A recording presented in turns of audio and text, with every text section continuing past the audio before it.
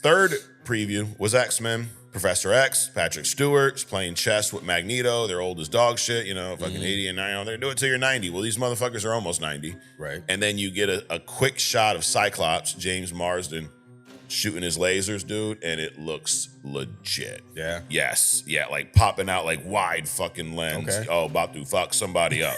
You think Marvel's doing this like intentionally? Of course. Like they're filming it with these old Nokia phones that they have stashed away, and they're leaking them. Because why does it always leak, and it's always a shitty quality video? Remember when Blair Witch came out? It was like the first live video movie. Found footage. Right, found footage. Yep. So definitely they're doing it intentionally. It's a design leak. There wasn't all this build for Thanos. You need less build for Doctor Doom, by the way. You remember a movie called Jaws? Yeah. This came out, what, like fucking 30, 40 years ago, some shit? 72 or some shit. 1932, I think. Probably. Spielberg kept the shark off screen for all the trailers and shit. Great marketing, right? Hey, it's Jaws, but the biggest shark ever. Oh my, you hear all this stuff in the trailer. Oh, get a bigger boat. Oh my God. But you don't see this massive shark until you go to the theaters. Right. That's what I think is going to happen with Doom. Sure. You don't need to see Doom until your ass is sitting there with your soda that you don't need and your fucking $32 popcorn with the butter dripping through the fucking bag, stuff in your face, and you, oh, well, it's Doom. Then you'll see Doom. Right. Until then, shut the fuck up. I wish everybody would go back and watch Avengers Age of Ultron. And then return here and tell me why you need to build the villain for 10 years. Go watch that movie again and watch how self-contained that story is, but also how much it sets up the future of the MCU. All right. Welcome to Only Comics. I'm Mike. That's Adrian. What's up, man? Dude, we fucking got it, Adrian. We got it. Yep. It's been a while. It's been a while. But hey, that means we're gonna have a fucking amazing show. That's it. And happy birthday, sir. Today's your birthday. Yep. Well, same to you. Absolutely, yeah. We're almost birthday twins, Adrian, as they say. Almost. Almost. Yep, one day and fucking 14 years apart. Or 17, actually. 17. Yeah. Dude, I know you got me. You were in on it, Adrian. Yep. We had a birthday party. My wife had this amazing birthday party, Yep. like 30 people that, friends, family. I walk in, Adrian's sitting there, and as my son put it, dressed as Black Santa pretty much. Right? Hey. Dude, you guys had to be there. Adrian, this jacket you had.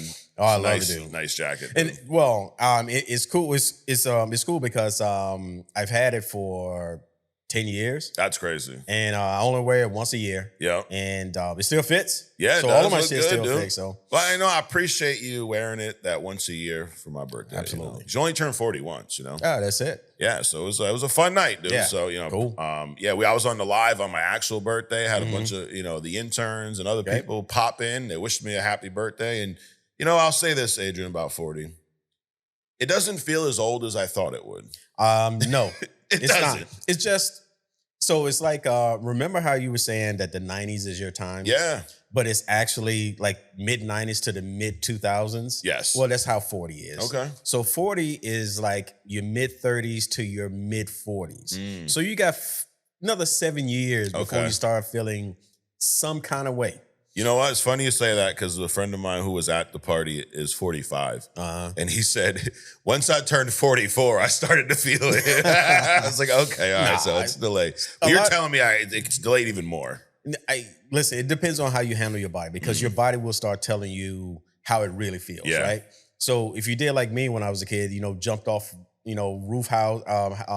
roofs of houses, just for playing. Just for fun. Fucking shattering shit and compressing shit. Just walk it off. Or picking up an old 32-inch TV. So, one of them big box 32-inch TVs. Weigh 822 pounds. And you compress your spine and you get flashes and shit. Well, all of that bullshit catches up to you later on in life. Okay. So it depends on how you live your life. Now, if you, like most kids, couch potatoes these days, you'll be fine because nothing will hurt. Except maybe your thumbs, right? No, dude, I was out there and I was not the most coordinated kid in the world. So I dealt with a lot of falls and stumbles and tumbles and all kinds of shit, But hey, what are you Boy gonna do? stuff. Exactly. But, so, the thing about it is that I'm reconciling right now. Okay. So I still think like I'm 18. Yes. But I don't feel like I'm 18. Maybe like you're 22. Little contradiction there. You wake up in the morning, you got to realize, oh shit, I'm not in the 18-year-old body today. Yeah, dude. We were talking about before we got on. I woke up today moving a little slower than usual. You know? But we're here. We made it. You know, a big ass snowstorm for the birthday. So that was a nice gift. You know, oh my God. Well, fucking city, dude. They suck. Yes. Man. They suck at cleaning their shit up. It's like they don't care. They don't give a fuck, dude. All right. Well, I mean, we're living in the wrong neighborhood. Oh yeah, probably. Dude, even here though, like they did a bang up job with this parking lot. There's a whole fucking ice skating rink out there. You know. I just think it's really awesome that, you know, the level of inclusion that they're now allowing blind people to plow our parking lot. You know, it's amazing. Because that's the only explanation for that. Yeah. Because if you could see that, you wouldn't have left it like that. You know, I don't know. Anyways, but what's all have to do with comics? Nothing. Adrian, because this is only comics. We appreciate y'all joining and watching, and we will discuss comics and only comics today, Adrian. I doubt that. Yeah, probably a couple more things. A little bit of other we'll stuff. see how Yes. it turns out. But we got a little switcheroo today, Adrian. Yeah. We have the hidden gem will take place earlier because we have our deep dive into Legion today. Yes. Yep. Sounds naughty, but it's not going to be. It does sound naughty. And we got Road to Secret Wars, back on the Road to Secret Wars. Right. We got the Sentry story, and then we wrap up that new Avengers story and getting into House of M next week. So we got that. So let's get into some news and rumors, Adrian. A lot of shit going on. You know, it's the holiday season. Did you have a good Christmas? I did. Was quiet. Yeah? Oh, yeah. Dude, you know, someone was asking about New Year's resolutions on the live. I'm like, I'm not a New Year's resolution guy. Not at all. No. Mostly because I see other people break theirs. Oh, yeah. You know, I don't promise that I'm going to do something to other people. Right. I just set up a plan and do it. Yeah. But you see so many people, they're like, oh, I'm going to do this. And then 2 days later, you're back, you know, your previous year person. Dude, I don't need to wait till the calendar does something to change a habit or behavior. So it's not that I'm not against it. Hey, if you do your New Year's resolution and you fucking stick to it and it makes you happy, have at it. I know it don't work for me because I know that, you know, as I've learned recently, time is just a construct, Adrian. It's not even real. That's it. So why am I waiting for a fucking piece of paper to tell me what imaginary day it is for me to want to quit smoking crack, you know? Yeah, I don't smoke crack, but I'm just saying, if I did, I wouldn't wait. Sniff. Yeah. I wouldn't wait until January 1st to stop, dude. I just stop, you know? But what I will say is about this time of year, what I did over Christmas, Adrian, was fucking nothing. Same here. Well, I can't say that. I mean, it's all relative. Yeah, it's all relative. Compared to what I normally do. Yeah. Like, I made a prime rib. I, did some shit there. But for the most part, I was like, dude, I didn't record no content. I didn't fucking do any work. I just tried to unplug as much as possible. Well, I did exactly not that. Made an awesome brisket. Okay. And I've heard comments like, dude, this brisket is so good, I just want to drink the juice. Nice. So, but outside of that, I did a lot of coding. Yeah. I'm constantly doing that. I just gotta get it out of my head. Dude. Yeah. But outside of that, a lot of casual shit until this snowstorm. And that was some labor. Yeah. Oh, it definitely was, dude. But look nice, though. Thank you. Look nice. Yes. So, all right. Well, let's hop into news and rumors. The other thing that happened over this past week, Adrian, is Avengers Doomsday teasers and trailers, as they say, up the wazoo. You know, now that I'm 40, I could use terms like that. I think. You know? My daughter told me I'm now unk status. Damn. Yep. You go. You're big bro when you're in your 30s. And now, when you become 40, you're official unk. Damn. Yes. So it's all right, dude. It's okay. You know, I'm gonna embrace it. There you go. But anyways, there's trailer. They're using that tactic.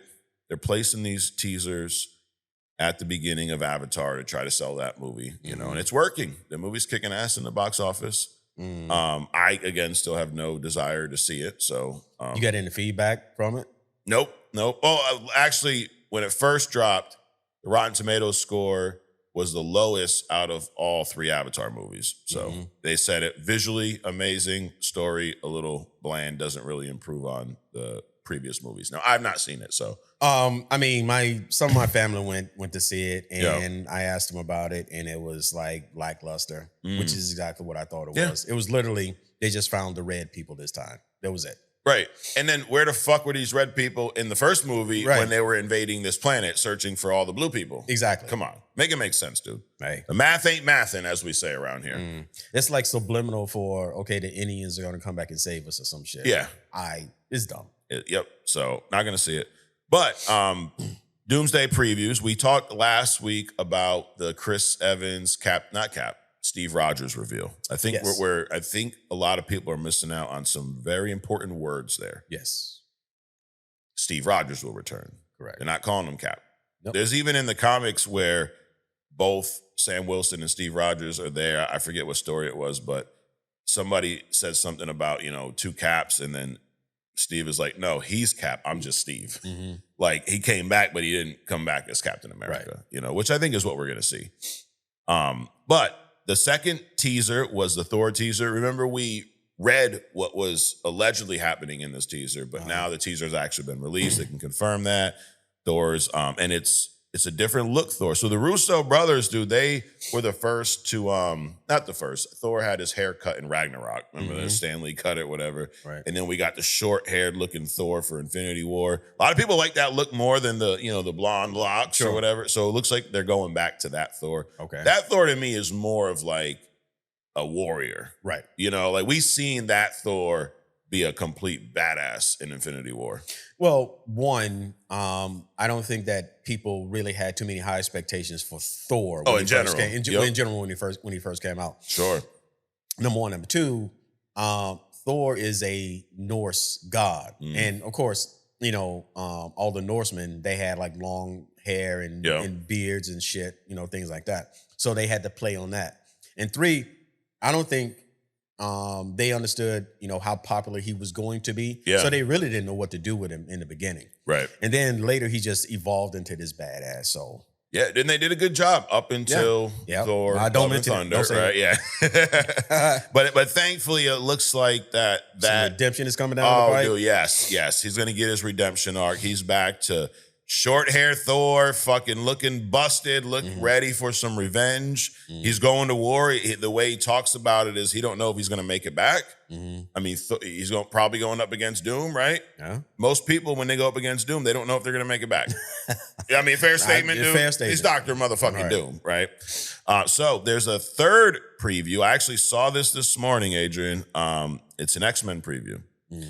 I saw again a really shitty quality. So I think you think Marvel's doing this like intentionally, of course. Like they're filming it with these old Nokia phones that they have stashed away, and they're leaking them. Because why does it always leak, and it's always a shitty quality video? Well, it makes it's kind of like the TikTok trend with the live sales, right? Yep.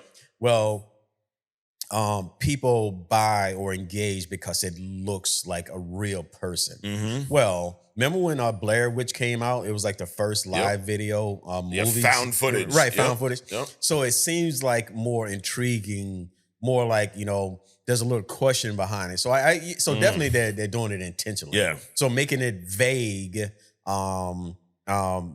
increases interest. It's a design leak. Yes. Which you could argue is a genius marketing tool, right? It's cheap. You don't have you're making the trailer anyways, but you're stuffing it in the theater. So you're only going to see it in full quality if you go see this fucking Avatar Red movie. If not, Marvel will intentionally film it really shitty quality and leak it somewhere else to get you to talk. It's organic. It feels organic. Yes. It's fucking fake organic marketing. Hey. Just like Robert Downey Jr. being announced as Doom. That's marketing, dude. Sure. Someone said that. I saw a comment. Oh, yeah, why did they spoil that? I'm like, bro, they didn't spoil that. That's a marketing tool. Sure. Now you have a lot more eyes on this movie. Nobody gives a fuck about what's happening in the MCU. There's people that have been checked out completely that go, oh, fucking Robert Downey Jr.'s back? Yeah. So people go, oh, it's cheap, it's stupid. No, I think it makes a lot of sense. Sure. So the third preview was X-Men. We saw in this preview Professor X, Patrick Stewart's playing chess with Magneto. They're old as dog shit, fucking 80 and 90. They're doing it till you're 90. Well, these motherfuckers are almost 90. Right. And then you get a quick shot of Cyclops, James Marsden, shooting his lasers, dude, and it looks legit. Yeah. Yes. Yeah, like popping out like wide fucking lens. Okay. Oh, about to fuck somebody up. And then it just says the X-Men are, returning in Doomsday. So then there's a fourth teaser. And initially the fourth teaser was rumored to be a Doctor Doom teaser. Mm-hmm. So I got a point to all this, Adrian. So just stay with me on this. I'm rolling with you. The fourth teaser was rumored to be a Doom teaser. It's not a Doom teaser. It's actually a teaser that focuses on Shuri, okay, the new Black Panther, remember? Right. Yeah. The GOAT herself, Shuri. Oh, yeah. The GOAT. And Ben Grimm, Thing. Okay. So now, I'm a fan of anybody interact. Like, we're at that point in the MCU where we're like, it's like living in the comics. Right. There's going to be characters everywhere. Mm-hmm. So I don't even know, why are these two around each other? Dude, because it's a fucking Marvel event, right? It's interesting, though, right? Sure. Like Shuri, who... Now, outside of the whole Black Panther arc, I do like the character. She's funny. She's a genius. She's really sarcastic. I liked her more playing that sidekick role. But her interaction with Ben Grimm's a grumpy ass. He's funny too. Right. He's no nonsense. So these two could either be a great team or bumping fucking heads. Right. Who knows? But the point is this fourth teaser is not about Doom. So now people are talking, Adrian. They're thinking that it's a mistake to not have a Doctor Doom teaser. And I'm on the other side of that. So I'm going to ask you, Adrian, if this is the fourth teaser and this is all we're going to get until the official trailer drops in a few months, whatever, is Marvel making a mistake by not releasing a Doctor Doomsday trailer? Absolutely not. No. Absolutely. It's strategic, just like everything they've done. Right. It's strategic. You want them, you want this mouth-watering moment for Doom. Right. No Diddy. So, so you put out all this other stuff, and then people are, even that alone, people talking about there's no Doom trailer. Right. Right? That makes more chatter, more conversation about the movie. Why is there no Doom? Oh my God. I'm sure. Yep. No, you shouldn't. Because now people are engaged. It's kind of like you watch this movie and it's fucking horrible, but it pisses you off, right? Yeah. The yapping dog, all this strange stuff, but you're engaged. It's the same thing. The absence of is just as powerful as what's included. Right. And what's funny is the people that are complaining know who Doom is. It's comic fans going, there's no build for Doom. Bitch, what do you need a build for Doom for? You fucking know who he is. Right. And if you don't, how many times have you seen a movie, Adrian, and didn't know who the villain was until you got through the movie? Right. So you don't need all this build. Nope. I think people think there was a lot more build to Thanos than there really was. So I did some research, Adrian. Okay. Because I agree. I don't think Marvel's making a mistake by not releasing the Doctor Doomsday trailer. I don't think we need it. I think telling everybody that Robert Downey Jr. is playing him is enough to get your interest. I think we'll see some glimpse of him in the actual trailer.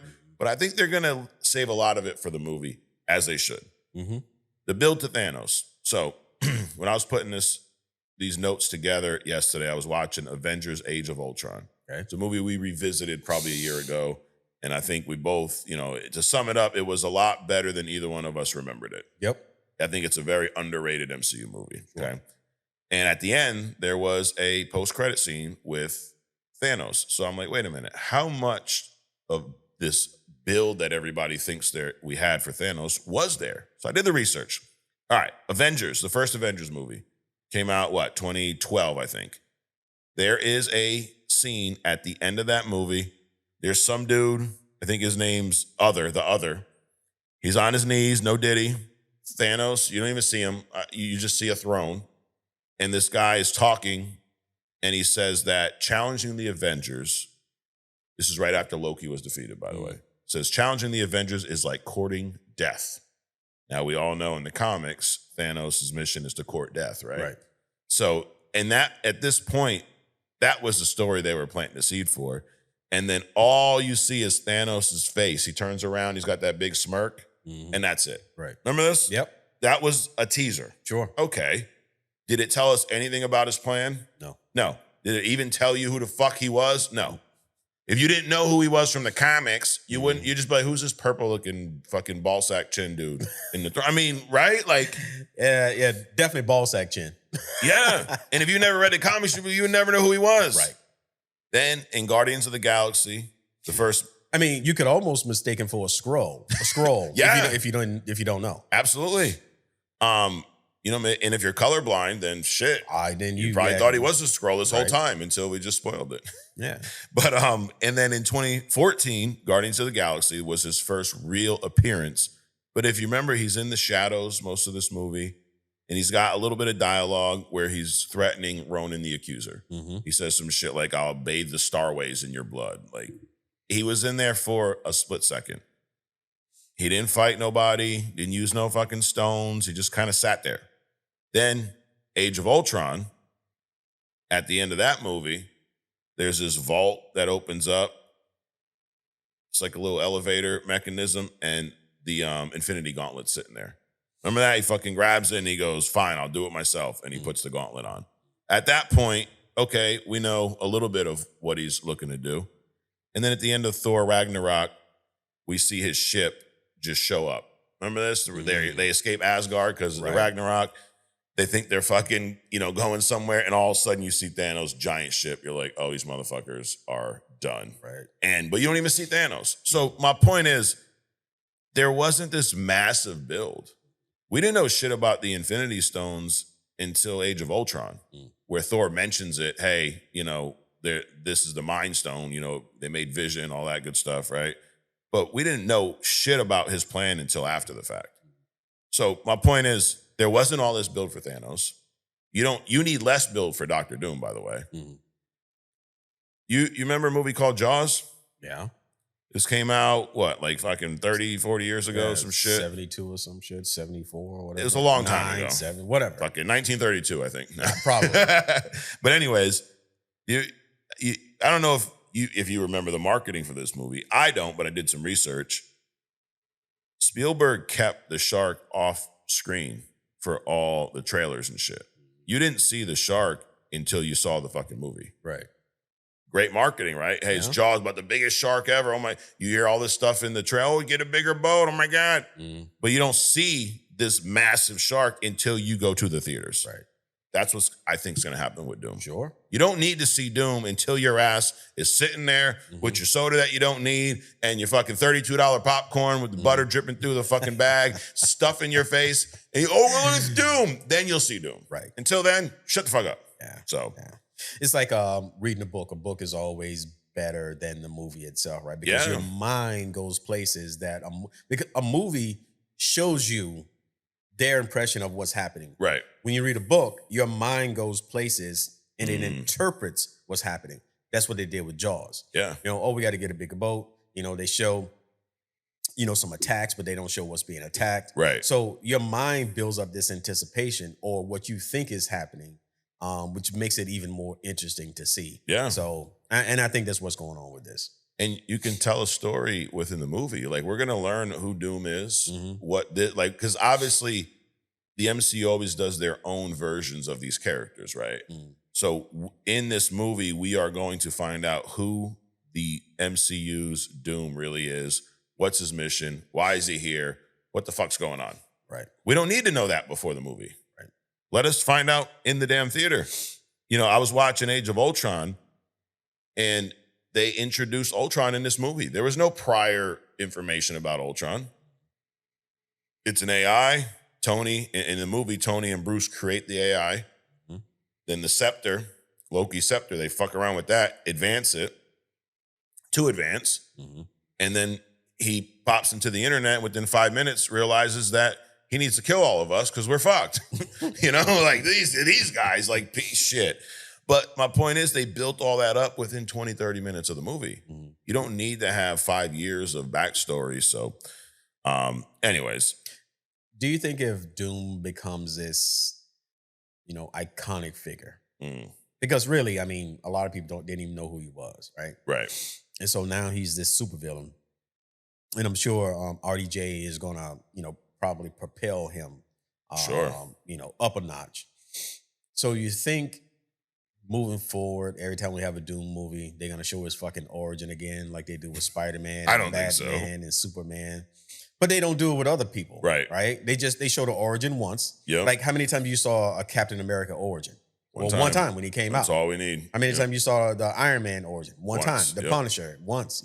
Daredevil once. But fucking the three big ones. Actually, the three biggest ones. Superman, Batman, and Spider-Man, they show their origins every time. All time. There's a remake. Yep. Well, thankfully, with the MCU, we have not seen Tom Holland's Spider-Man origin. Right. He came, he showed up as Spider-Man. We don't need to see it. Yeah. And I think so no, I don't think they're going to do that with Doom. I think we'll get backstory like we did with Thanos, to at least tell us why is Doom even, here? Right. Who's he after? Why is he after them? What happened? And I do think that a lot of these seeds have already been planted. People just don't pay attention. Yeah. We've had incursions going on since Doctor Strange 2, right? Yeah. That is probably what's gonna, cause Doom to get on the Avengers fucking path, You have all this time travel shit, all this multiverse stuff, all these branch timelines, all this stuff. Mm-hmm. That is probably going to admit something in there is going to interfere with Doom's timeline. Yeah. And then when we watch the movie, we'll be like, oh shit, we didn't realize that. And then people will still complain. Of course. But it's the slow burn. And I don't think, with a character like Doom, I think of him in the same way I think of like Darth Vader. Mm. He's, mask covered, badass, quiet in the shadows type. Mm-hmm. But when it comes time to get down, he's not to be fucked with. Right. He's an action guy, not a fucking talking guy. Yep, 100%. So, anyways, there was this poll, Bloomberg, speaking of Avengers Doomsday, Bloomberg ran a piece. They were getting opinions from 700 industry experts. This is just comical to me. Like, they go to experts for questions like these. They wanted their take on Hollywood and what's going to happen next year. So they asked this group of 700 industry experts to predict what would be the highest grossing movie of 2026. And of course they said Doomsday. Like, of the 700 people, 174 people picked Avengers Doomsday. 139 said the Super Mario Galaxy movie, the sequel to the Mario Brothers. 100 of them said Toy Story and then Nolan's new movie. But at the end of the day, obviously it's Doomsday. Okay. My point is, we really need experts to tell. I could have told you that. Right. I mean, it's an Avengers movie. Like, obviously, Avatar is going to be the biggest fucking movie of this year. Mm. Got it. Okay. Why? Because it's James Cameron and Avatar. We're wasting everybody's time going after these experts when you got us right here, Adrian. Right. What? I mean, come on. We are undervalued. Yes, we are. It's bullshit. Yeah. Well, I just have a kind of a. It's a little mind bend for me to hear the name Bloomberg talking about any movies at all. Right. But then specifically comic book movies, right? Because Bloomberg is what? The trading name. Yeah. I mean, now we're talking about fucking movies. So how the fuck that happened? They're getting in our lane, Adrian. They're getting in our fucking lane. Mm. So, and anyway, so you don't need experts to tell you shit. We could have told you that here. Right. Some other doomsday rumors. There's rumors that suggest that there will be a traitor among the Avengers in Doomsday. Big story like this, teams facing each other, the world, the state of the multiverse is, at risk here. Mm-hmm. It's not crazy that someone will be a traitor, right? No. Now, hearing that, before we even talk about who it could be, is there someone that comes to mind that you've seen in the MCU that may be part of the Avengers now that you go, this motherfucker could be a traitor? I think Hawkeye would be a natural fit. Okay. But I'm thinking, because he's already going out killing people and shit, right? Oh, yeah. He went on this whole Ronin kick, yeah. Right. But I think the most impactful would be something like Cap. Not coming back as Cap, but coming back as Captain Hydra or something else. Yeah. That's definitely, so I think people are split between two characters, and he is one that a lot of people have mentioned. And then the second one, because I think it's going to be this guy, Doctor Strange. Mm. He's got the third eye. Remember, he's fucked around. The eye of Agamotto. Yep, he's fucked around with the dark hole, dude. And once you go to the dark hole, bro, you don't go back, or something like that. I'm probably missing up the lore, but probably. You fuck with the dark hole, it fucks you back or something. I think that's probably wrong too. But it had some ongoing impact, right? Right. Also, if you read a comic, Adrian, in Secret Wars, when Doom creates Battleworld, who is one of the few that knows the deal and is on his side? Doctor Strange. Could it possibly be maybe there's a switcheroo where Doc Strange goes to some fucking universe, gets trapped, and his alternate comes back? Ah, the evil one. Yeah. Could be that too, yeah. So I'm thinking Strange. I'm thinking he's possible. yeah. I just even though he is an egotistical bitch, he is, and he could do this shit just on his own. Yes, but I just if they're adapting that from the comics, it would make a lot of sense, especially with where the story's going now, where Strange is the one who caused a lot of these incursions, and then there's that whole plot line of the Illuminati. Remember, in Doctor Strange 2, says that the biggest threat to the multiverse is Doctor Strange because of his ego, because of the shit he'll do. If I can sleepwalk and putting these random spells on, Peter Parker, like he's kind of reckless, dude. Right. Wiping out everybody's memory because of some kid. Right. Just because y'all happen to save the world together once, come on, dude. So if I'm a betting man, Adrian, which I am from time to time, I'm betting on fucking Benedict Cumberbatch himself, Doctor Strange. To go back to something we touched on earlier, more Doomsday. Chris Evans is coming back. I've pulled up this the post-credit scenes to the last few movies, right? So starting with Captain America: Brave New World. At the end of that movie, it specifically says Captain America will return. Okay.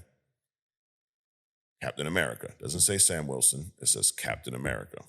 Thunderbolts says the new Avengers and Bob will return. Okay. The Fantastic Four says the Fantastic Four will return in Avengers Doomsday. And then the one that dropped this past week with Chris Evans says Steve Rogers will return in Avengers Doomsday. So I do think that they're very intentional about the wording in these. Sure. The one that took place after Sam Wilson's Cap movie says Captain America. This one that we saw, most of us, the shitty ass quality one, does say Steve Rogers. So Adrian, is it crazy to say that Steve Rogers is not returning as Captain America? No, not at all. And he doesn't need to. No. Because Steve Rogers is a whole character himself. Right. There's a lot of depth to who Steve Rogers is. And I think part of him being Cap is just that. When he don't feel like the government is doing what the fuck he wants to do, he's going to do his own thing. He'll go against, he'll not be Cap just because of the fact that he doesn't want to work with the government. We've seen it. He was Nomad in the comics, right? Which we kind of got a little taste of that in Infinity War when he wore the blacked out Captain America suit, right? So I think that this it doesn't cheapen anything that Sam Wilson has done. Doesn't cheapen the new Cap, right, from Brave New World. It's just another character in the mix. Sure. And he should be there. Yeah. Like watching some of these old movies, which I think I may go on an MCU rewatch, dude. Just like myself, just fucking watching these from Iron Man through Endgame. 35 fucking movies. I may skip Love and Thunder, Nah, you gotta include it. Gotta include it. Must watch everything. Oh shit! Good thing Madam Web's not part of the MCU. What? Yeah. That gives me an excuse not to watch that one. Yeah. But you almost forget how important Iron Man and Captain America has been to this story. They're the two main characters. Right. Now I know it's not Iron Man coming back, but dude, is there any doubt that if RDJ is coming back for these Avengers movies, that he is also going to come back as Iron Man?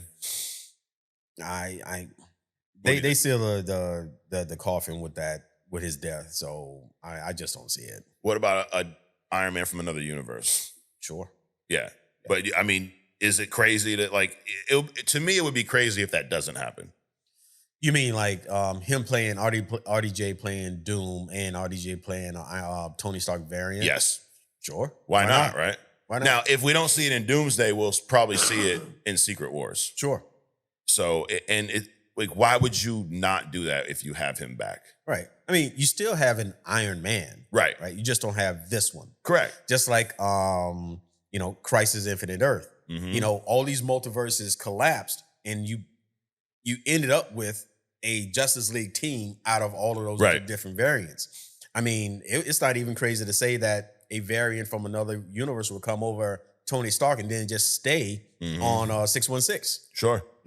I think we're talking a lot about Doomsday lately, and a lot of these rumors and stuff are Doomsday related, but we also don't forget there's a whole nother Avengers movie, Secret Wars. Mm-hmm. So if all this stuff doesn't happen here, it could happen there. Also, talking about the lack of build for this movie, Doomsday is going to set up Secret Wars. Sure. These two movies are going to be connected in a way, right? Like, there's a lot of people that look at Infinity War and Endgame as one movie. Right? Do you look at it as one, or is it two separate movies to you? It's two separate movies to me. Yeah. I am that way too. I look at it like that, like two separate movies, but I see why people say that. Now, it is one feeds the other. Sure. But it does not feel like a part 1 and 2 Infinity. They do feel like two completely separate movies. Sure. And each of these Avengers movies builds into the next. So when the Russo brothers came out recently and said that Doomsday is going to be a direct sequel to Endgame, there was a handful of people like almost saying that that's lazy. Why would they do that? They're going back on blah, all this. They said a bunch of stupid shit. But in a nutshell, dude, the next Avengers movie should be a sequel to the previous Avengers movie. You think? It seems like a no-brainer, right? Like, well, they probably looking at it like the James Gunn thing. So we're gonna have Supergirl, which is not the next Superman, right? But it's something that builds off of Superman. Yeah. So those are two independent movies. Yeah. Now, if we had, another direct Superman coming out, would that be Superman Part 2? Right. Right. I think if people just stop putting Part 1, Part 2 in it, people won't think that it's two parts of the same movie. I think people are just that stupid. Yes. It's like, oh my God, I heard Part 1, Part 2, as opposed to not. But so I'm going to think it's just one big movie split in half anyway. Yeah, I think even if you look at like the other trilogies, I mean, you had the Captain America trilogies. Right. It took place within the MCU. Each movie was at a different point, but it continued the Captain America story. Well, they're all intertwined, so all the MC movies continued each other. Yes. But they're not, it's not one big movie broken up into 35 fucking, films. But Doomsday being a sequel to Endgame makes a lot of fucking sense. And if you go back and watch these, I wish everybody would go back and watch Avengers Age of Ultron. Mm-hmm. And then return here and tell me why you need to build the villain for 10 years and why you need all this information about what's happening before you go see the movie. Go watch that movie again and watch how self-contained that story is, but also how much it sets up the future of the MCU. There's so much shit in that movie that feeds into Civil War and then Infinity War and then Endgame. They introduced vibranium in Wakanda. Mm-hmm. I mean, you got Ulysses Claw there, and they're learning about vibranium in this movie. Fucking Ultron creates his suit from vibranium that they stole from Wakanda, which then leads into Civil War, which then leads into the Black Panther series. Mm-hmm. There's so much shit. The conflict between Cap and Tony really heats up in this when they're going back and forth over should we create Vision or not. Now, they didn't have his name, but they're literally fighting in the middle of the Avengers Tower. So a lot of this shit feeds into future movies.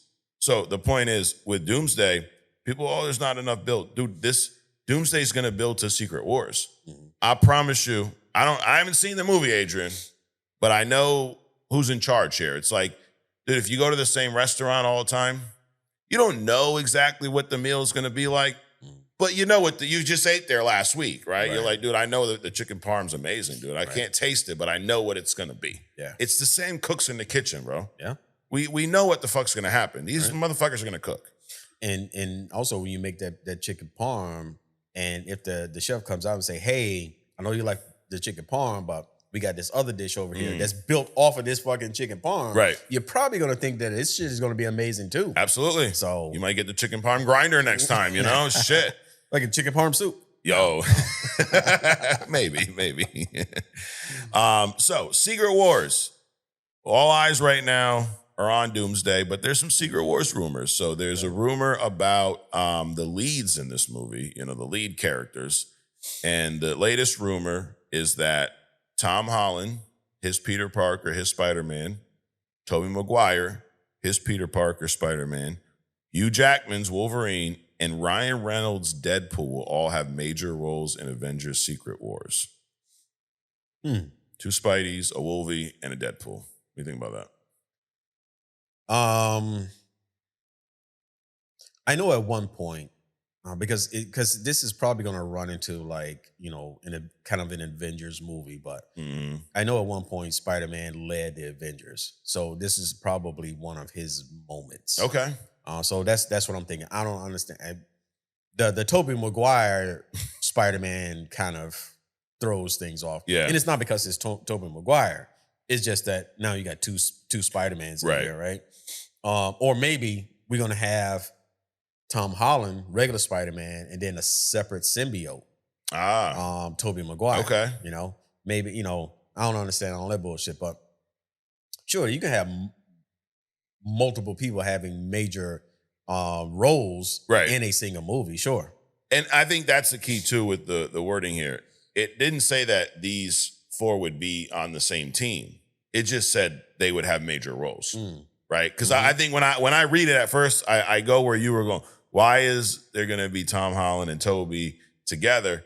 But he could just have a big role and not even interact with Tom Holland. Right. He could be off in another universe doing some shit, but they're just focusing on him.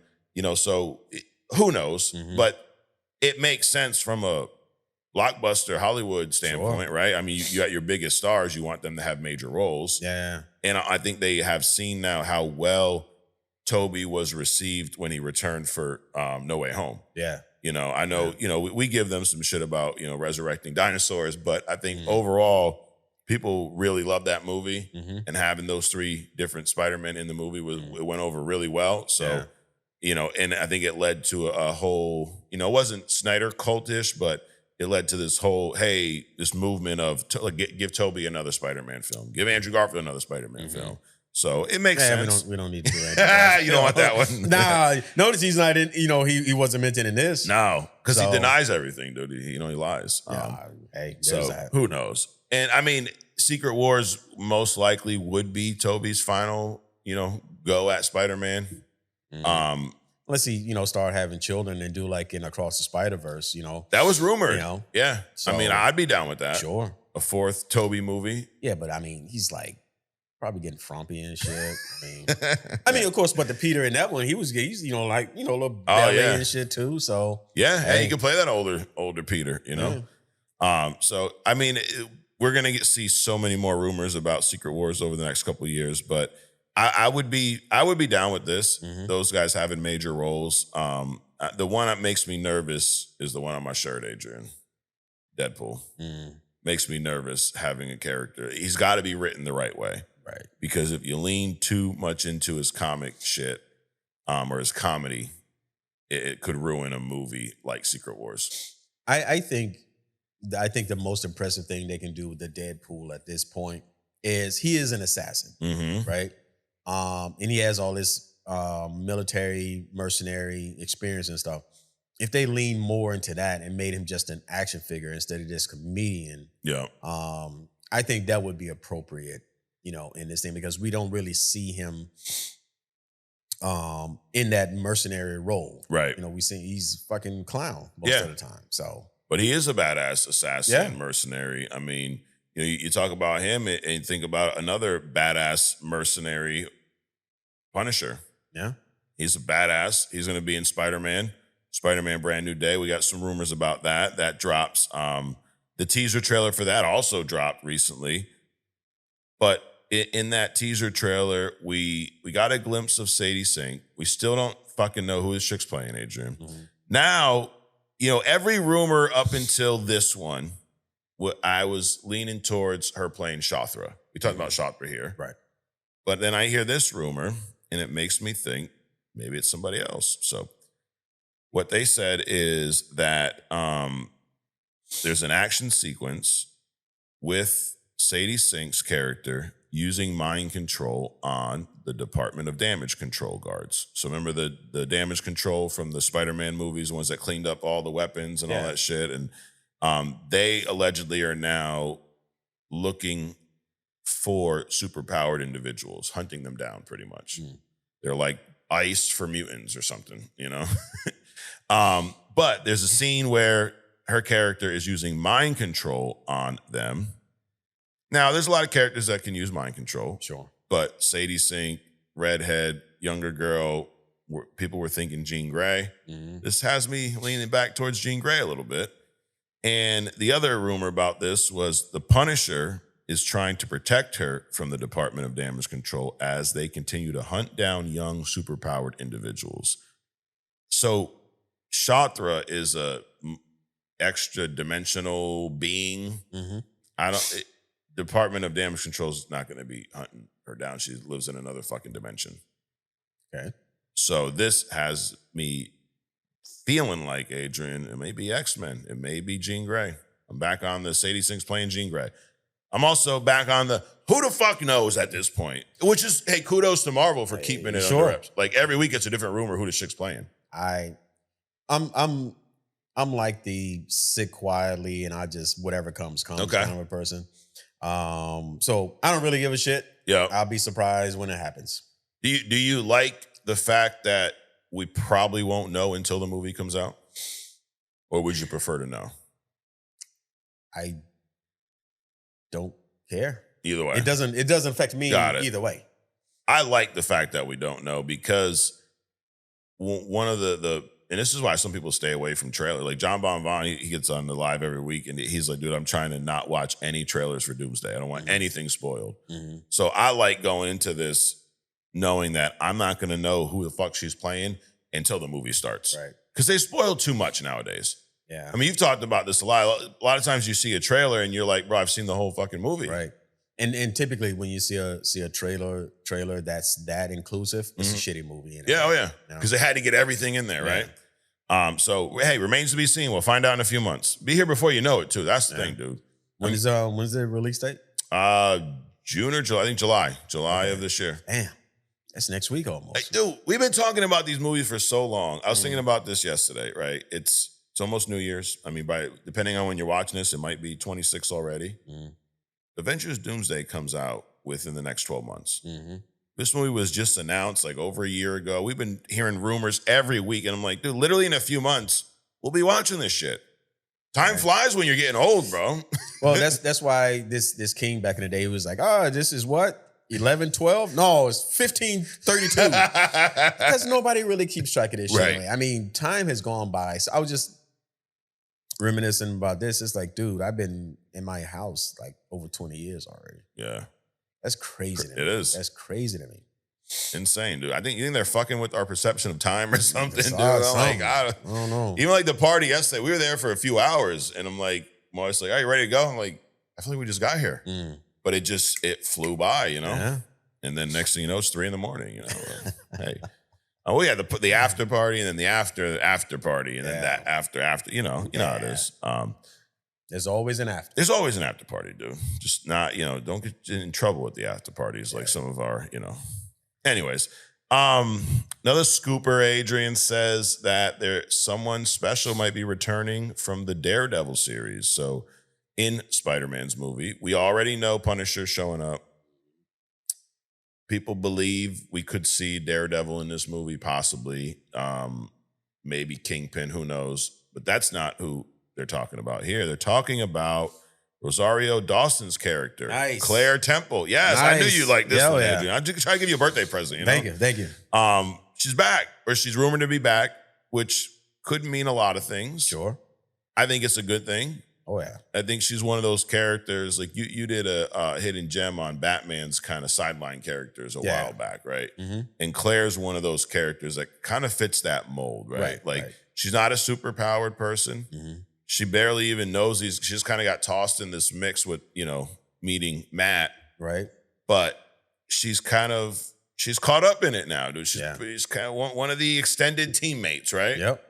And she was in almost all of those Netflix shows. Like we saw her in the Jessica Jones. And so she's been a sideline character. So how do you feel about Claire Temple, if this rumor is true, returning in Spider-Man Brand New Day?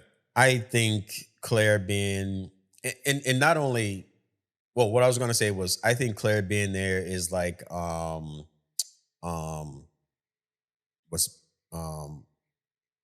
Bruce Wayne's butler? Oh, Alfred.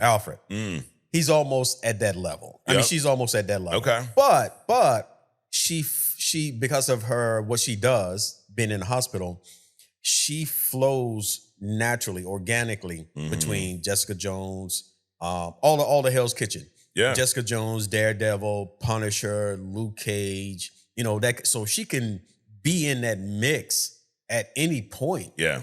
So I think it's a fantastic thing if it's true. Absolutely. And it's funny you mentioned Alfred. She, in the same way that Alfred will challenge Batman and he don't just roll over, even though he's the butler. Right. He has no problem voicing his opinion and letting Batman know when he thinks he's wrong. Right. And Claire's the same way. Yep. She'll challenge Matt. She's more than just the nurse. I think she did a good job of helping him in those early days of becoming Daredevil in the Netflix show. Challenging him on some of his views, even on some of the violence. Like, dude, you're saying you don't stand for this, but look what you're doing. Like that, you just threw the guy off the side of the roof, bro. I think it how in you always bring up the scene of when Batman and Robin go back in time. And vengeance. Like, she kind of helped this Daredevil through that phase of like vengeance to like, hey, let's, let's not fucking damn near kill everybody. She reeled him back a little bit. Right.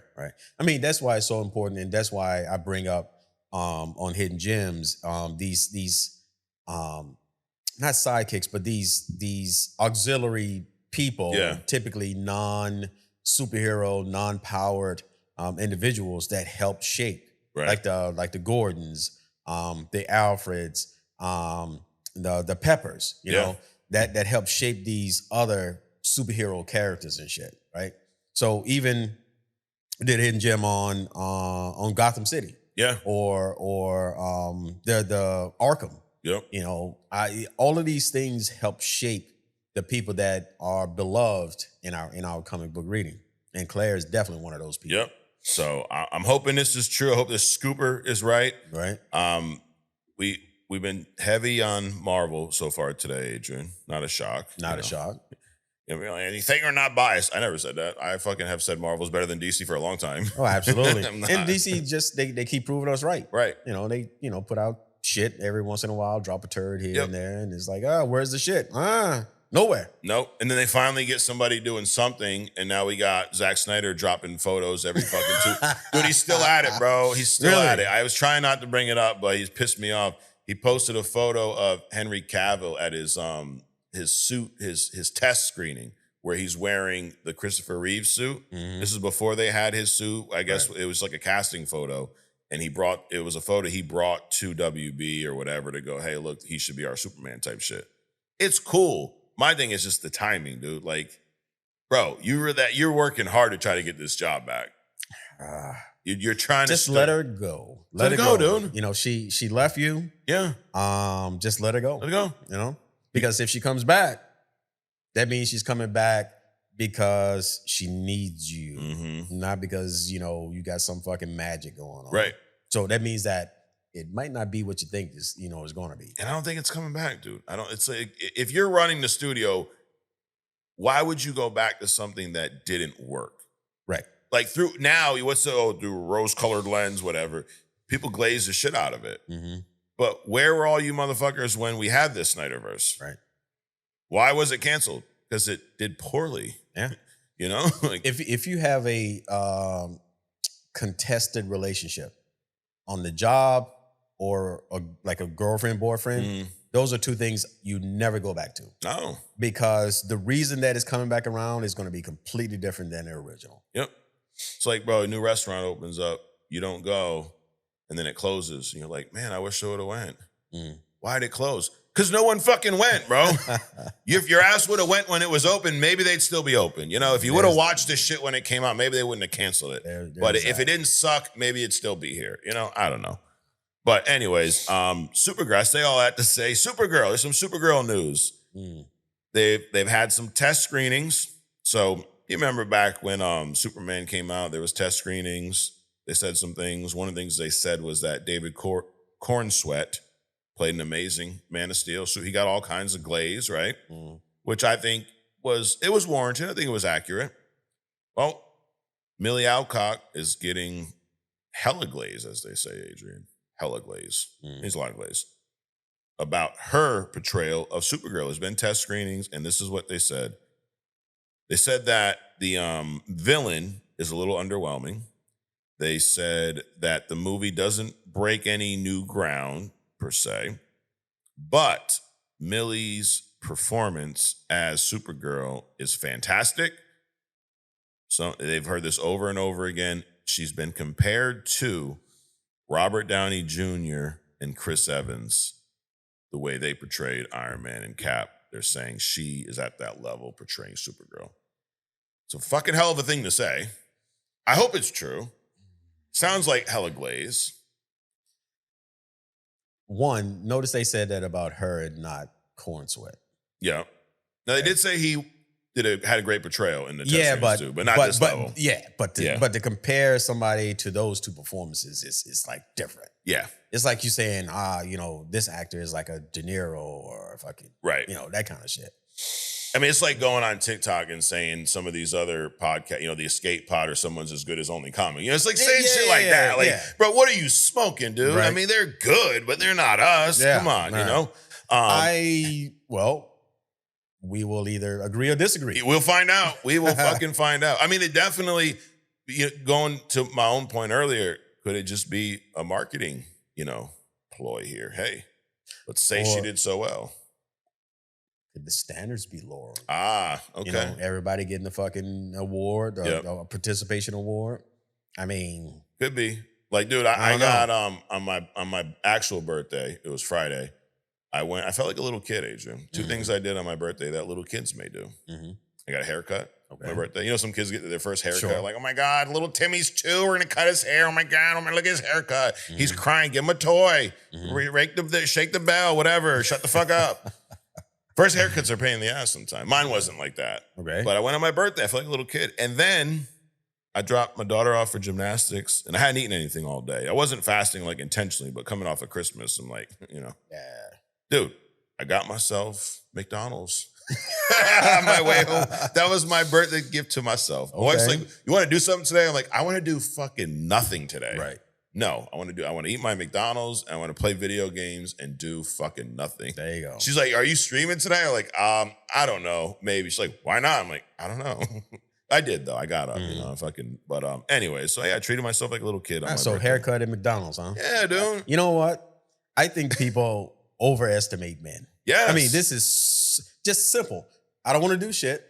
But if I end up doing shit, that's fine too. Yeah. But just a haircut and some fucking McDonald's. I'm happy. Dude, I was happy, bro. I could have just got a Happy Meal, Right. And I got the 2 cheeseburger meals to go, dude. Oh, yeah. That's classic, the best. Dude. That's the best. It is, right? Like, is there any reason to get anything else at McDonald's? Apple pie. Okay. But I'm saying for your meal, like just get 2 cheeseburger meal. Yep. Right? I mean, Big Mac's good, but it's a little messy. No, I've never liked a Big Mac. Really? Never. I don't like that fucking secret sauce. Oh, shit. All right. At some point, we got to stop saying this bullshit. Dude, you know what? I'm just saying. I'm going to tease something for other stuff. I watched Dave Chappelle's latest stand-up. Yeah. And he had some points about Diddy. Mm. And we won't talk about it here. We'll get into another stuff. And it ties back to the law that got him caught up, the Mann Act. Right. Which we've talked about in other stuff. Yes. I saw it too. You saw it? Yeah. All right. Yeah, we've touched on this, but I didn't know the depth of going back to the boxer, the first black boxing world champ. Right. He's the reason why they created this law to catch him, get him caught up. And it's funny they use that with Diddy as well. So, I mean, there's a lot of stuff around that that apply. They selectively use that, just like they do anything else. Yep. Just like the difference between crack and cocaine. Right. Crack is cocaine, but the laws around it are so severe because of the target audience. So anyway. Dude, you know what? And here's the gauge I use, Adrian. If Dave Chappelle, because I'm a big Dave Chappelle guy. Oh, yeah. If he's talking about it in that way, because a lot of this shit he said, honestly, I'm not trying to fucking, self-glaze ourselves here. But we touched on this with the original Diddy stuff. Yeah. The whole, yes, we all saw what happened with Cassie. That was horrible. But what he was being charged for in this case was bullshit. Right. This case, he paid her fucking millions of dollars because of he was guilty there. But this other case trying to say he set him up with some RICO shit, right? And got him caught up with the fucking Mann Act. Like, come on, dude. I mean, like literally every party coordinator or event coordinator fucking on a planet would probably be charged with RICO if that's the case. Correct. You know? Shit. Anyways. Anyway. Moving on. More DC. We got 2 more DC news pieces, right. Adrian. Booster Gold. Oh my God. The show is still in the works, Adrian. It is simple. It's quick, to the point. But you know what? It might be like a Thor thing. Okay. It's like, who the fuck would want to thought about a Thor would be as popular as he is? Yeah. I mean. Now, let me read to you what the show is supposedly going to focus on, okay? The 25th century resident Michael John Carter, a once promising football player who loses everything, wanting to change his life around, he takes technology from his time, travels back to the past, to the DC's present, to become a world-renowned superhero. So he's from the future, takes his fucking tech to go back because his life sucks, and now he's the superhero. Hold on. See, that's like a white version. Okay. Right? Let's just gloss over the real bullshit. Okay. And make him seem like he's more than what he is. He was a sports star. Yeah. He got busted gambling because he would fix the games. Okay. He couldn't do anything but be a fucking security guard. So he stole the shit in the future to go back. It's like, you're a man, you can't make it as a man, so you become a woman, right? So he stole the shit, right? Yeah. And go back in time because he wasn't shit in his time, right? And now he goes back and now he's a superhero in this time. So let's get this shit straight. He didn't just fucking find some tech or make some tech. Yeah. He stole the shit because he wasn't shit in his own time. Now, it does say he loses everything. Yeah, because he can't get in. He loses everything because he was such a football star. He was like so disappointed. So, I mean, what they do to, regular people that fix games and shit. Yeah. They fucking strip everything away from him. So he couldn't get anything but this job. Damn. So, yeah, he lost everything. It sounds interesting. I'm about as interesting as a fucking crackhead that stumbles into a lab and drinks some juice, and now he's the most powerful person on the planet. Yeah. Dude, I'm down with it, bro. Booster Gold. Right, Bring it on. Bring it on. Whatever. It makes me think that I have a bigger future in gambling. There's potential, Adrian. I don't know, Mike. No. I mean, yeah, they might look at you with like one eye closed or some shit, or one eye open. How the fuck you want to do it? Damn. They might give you a chance. Okay. All right. Last piece of news: DC Studios. Fuck is the world coming to? Dude, I think you're right though. I think that it could be a Thor situation. It could be something where what you least expect is like exactly what you need. Yeah. Hey. So remains to be seen. But the good news is, for those of you that are on that side, it's still in the works. Because there was rumors about it being canceled not too long ago. Yeah. Last piece of news: we got double Batman here going on. We have the Batman 2. They're working on that now. That is scheduled to be released in October of 2027. There's also the Batman Brave and the Bold, the DCU's Batman. We know nothing about this movie. We've heard some rumors that it's going to feature a Bat family. Damian Wayne's going to be in here. None of that's been confirmed. But what this rumor here is that they want to start filming this movie in 27. And this could lead to a 2028 release. So here's my question. Is that too close to the Batman 2? If we have the Batman 2, Pattinson, Scarlett Johansson drops October of 27, is a completely different Batman movie before this trilogy wraps up, dropping in 2028. Is that too confusing for audiences? Obviously not core. Not too confusing, but confusing. Yeah. You got two different on-screen presence kind of running when it comes to movies, that's simultaneous. Yeah, that's a year later, yeah. Right. Like, that's too close. Yeah, I think so. They should let Pattinson breathe a little bit. Now, dude, I'm a big Batman fan, right? Do we need a Batman in the DCU right now? No, I don't think so. It's the Superman story they're telling. Right. Right? I mean, you got, like, if anyone's paying attention, started with Superman, Supergirl comes out next year. Man of Tomorrow's already been announced. It's not really a direct sequel to Superman. It's just more of that story. Right. Crypto's around the corner. I mean, Brainiac's going to be in this thing. You got Lobo showing up. Right. That James Gunn is building this universe around Superman. Yeah, this is like a 10-year run. It sounds like. You don't need Batman for a minute. No. Everybody knows who Batman is. Yep. I'm a big Batman fan, but let Matt Reeves do that Elseworld story. Sure. Let them finish that up. If I'm the guy making decisions, obviously, unfortunately, I'm not Adrian. Right. Maybe at some point. I would say we don't need Batman, the Brave and the Bold until after the Batman trilogy wraps up. Just wait. Yeah. We have time, dude. Time's just a construct anyways, everything's happening at once, right? If you use the Tesseract in the fifth dimension, all that craziness. Anyways, well, that, Adrian, is the news and rumors. We're going to wrap news and rumors up with a little thumbs up, thumbs down, as we always do. Go to our super store. Got the double wide in there, for all you cousin fuckers out there. Just kidding. I'm just kidding. All right. Are you ready, Adrian? Let's do it. All right. Avengers Doomsday. 3rd and 4th trailers are rumored to focus on the X-Men, which actually we saw already, and then the 4th on Shuri and Ben Grimm. I give us a thumbs up. Sure, thumbs up. People saying they're making a mistake by not releasing a Doctor Doom trailer. I don't think so. I don't think it was making a mistake at all.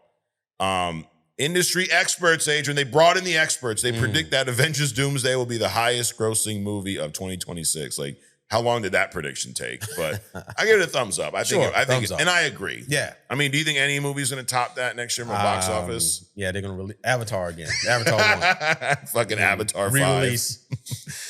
Rumors suggest that there will be a traitor among the Avengers in Doomsday. I give this a thumbs up. Sure. Intriguing story. Yeah, little intrigue, yeah. And I'm going to bet that it's Dr. Stephen Strange himself, Let's see. Secret Wars. We got some Secret Wars news here. The rumor is that Tom Holland, Tobey Maguire, Hugh Jackman, and Ryan Reynolds will all have major roles in the Avengers. You got a couple Spider-Man, Peter Parkers, you got a Wolverine, and a Deadpool. I give that a thumbs up. Thumbs up. I think Secret Wars is a great time to put these, I guess, legacy characters to rest. Sure. Okay. Let's reboot. Let's recast. We don't need Hugh Jackman doing this till he's 90. Let him do it until Secret Wars and then fucking go home. Yeah. Hugh Jackman rolls out in Charles's wheelchair and shit. That'd be crazy. That would be. Speaking of, this is going to be Patrick Stewart's, not only his last Marvel movie, his last movie, period. Okay. He is retiring from acting after this. As he should. As he should. Nice way to go out, right? Sure. I mean, you go out, one of the biggest movies in history. Pretty cool. Hell of a fucking career. So, Spider-Man Brand New Day rumors. The rumor right now is that Punisher there's a scene where Punisher is protecting Sadie Sink's character from the Department of Damage Control. They're after young, superpowered individuals. That's one part. The other part is there's an action sequence with Sadie Sink's character using mind control on the Department of Damage Control. I'm back on the Jean Grey side here. But the news, 4 thumbs up, thumbs down. The fact that this movie comes out in 6 months and we have no idea who this character is, like we're not 100% certain, right. I give that a thumbs up. Sure. Level of intrigue, yeah. Something we can find out in the theaters while we're stuffing our face with $42 popcorn, you know? You think that the popcorn, side note, the price of the shit in the theaters is one of the reasons why the box office is dying? People have said that. You think that's... Sure. I mean, it's 10 cents to make that popcorn or less. Right. 3 to 5 cents. And they charging, $15 for it. I mean, soda, first of all, you get more bubbles than you are liquid. Yeah, oh yeah. Right? And that's probably 10 cents worth of fucking soda, and they charge him $12 for that. The Snicker bars, $3.50. Gummy bears, fucking $5. I mean, it's super inflated. Yeah. Super inflated. But that's how they make their money too. But you also know that going in. Here's the thing that's killing theaters. Streaming and the fact that you can buy a 900-inch TV for $75. Regardless of the resolution or the LEDs or the brightness or this and this, I can get a wall-sized TV for a couple $100. Yeah. So I think those two things is actually what. I don't think it's the theater itself, because theater prices have always been ridiculous. They've always been there. But I think with some families, it prices them out to like, sure, they're going to second guess. Like, is that movie good enough to go see in the theaters? So I think there's some, like, I don't think I agree. It's not the only reason. Right. But I know that there are people that, if it's not, the new Toy Story movie, they're not going. Right. We're not going to go see the Super Mario shit because, it's going to cost us $900 just to get there. And then I'm already paying $20 a month for fucking Netflix or whatever. Right. And we can wait. Yeah, which it will be on there in less than 6 months. So, yeah. All right, next piece of news. There's a scooper that claims Rosario Dawson will return as Claire Temple in Spider-Man Brand New Day. I give that a thumbs up. There's some Supergirl glazing going on. There's been some test screening, and people are saying Millie Alcock is fantastic. She's like Robert Downey Jr. and Chris Evans. You can build a whole universe around her, allegedly. Okay. That's a lot. It's a lot of glaze, dude. Yeah. It's a lot of glaze. I want to give us a thumbs up. Thumbs up for her. Good for her. I mean, because somebody believes this, right? If they're saying it. Well, I think the more interesting thing is that, okay, so Robert Downey Jr. found his role as Tony Stark / Iron Man. Yep. Chris Evans, remember, he was the Human Torch. Mm-hmm. He flipped over Captain America. He owned that fucking thing. So you have these actors that need to find. It's like finding your purpose in life, right? They found their niche, and fucking God bless them. Yeah, fuck it, dude. Why not? Another piece of news here. Booster Gold show, Adrian, still in the works at DCU. And I'm giving this a thumbs up, dude. 0 fucks. Thumb down. And last but not least, and it's not even about the movie coming out or not. Okay. It's just the principle behind it. It's like, let's elevate all these fucking the least common denominators and just push them up and push them out. Sounds fun. DC Studios is rumored to want to start filming Batman Brave and the Bold in 2027, which would lead to a December 28 release, possibly. Damn. About a year after the Batman 2. I give this a thumbs down. I think it's too soon. Yeah, definitely. Let Reeves finish cooking his Reeves verse, There you go. Let Battinson, the GOAT, Adrian, of Batman's. I see you taking it too far. Taking it too far. The motherfucking GOAT himself, let him finish his mission as Batman, But so. I'm actually glad that he did find something. He did fall into something after, Edward and shit. I think that's kind of a wasted talent if he had not. Okay. I think, but he did a lot of indie films in between them, and some of them, they were really good. I saw a few of them. Yeah. But yeah, it's funny that because he wanted to kind of get out of the limelight, but I think he just really loved the script that he got here with Batman and fucking jumped on board. Like I don't think he would have jumped in for an MCU movie. I think it was this script he really, like I said, really loved. And I mean, come on, dog. Who doesn't want to play Batman? True. Like, who does not? That's true. I mean, you have all the characters out there. Right. People turn down a lot of shit, but yep, most people are not going to turn down Batman. So, anyways, well, that is thumbs up, thumbs down. We're going to get into the road to Secret Wars, Adrian. We're back on the road. New Avengers. There was a 4-part story. The Sentry, which we read this past week, New Avengers, issues 7 through 10. This is when Sentry joins the team. And going through this, you can tell they pulled some of this into the Thunderbolts movie. Sure. This origin of Sentry. Now, we don't really see his full origin. We don't see the, meth head stumbling into the lab type thing. They do make some reference to him getting powers, but not to that extent. Unfortunately, I mean, we'd love to see the meth head stumbling into the lab. Why the fuck not? All right, so this story takes place right after the breakout. Remember, we had the raft, the prison breakout, right? The New Avengers form. You got fucking, of course, the raft gets broken. Right, why not? The fucking revolving door. Always, dude. We know that Electro was behind it. We went on this trip to the Savage Land. Wolverine stabbed in his neck. Sauron, pretty fun. A lot of action. Yeah. This story is not as action-packed. It's more of a mystery. It kind of introduces the idea like Marvel had a Superman level character that everybody forgot in a nutshell. And so first issue, as you can see at the cover here, you got Spider-Woman dead center. Of course she is, right? The fucking thing's called Sentry. Sentry's in the back and you got her in the front, Right. But whatever. So like I said, after the breakout, the Avengers are now the new Avengers. You have Wolverine's on the team. Remember, Tony was recruiting them pretty hard. Yeah. No Diddy, but he got them, And so let's go through this. Tony's talking to Spider-Woman. Well, I never realized how often Tony's like butt-ass naked in the comics. Like he's just like a nudist or something. I mean, he's been with probably half the women in the country. So True. I mean, it doesn't really matter to him who sees him naked. That's true. That's true. And he's flying this suit from wherever he's at home, remotely.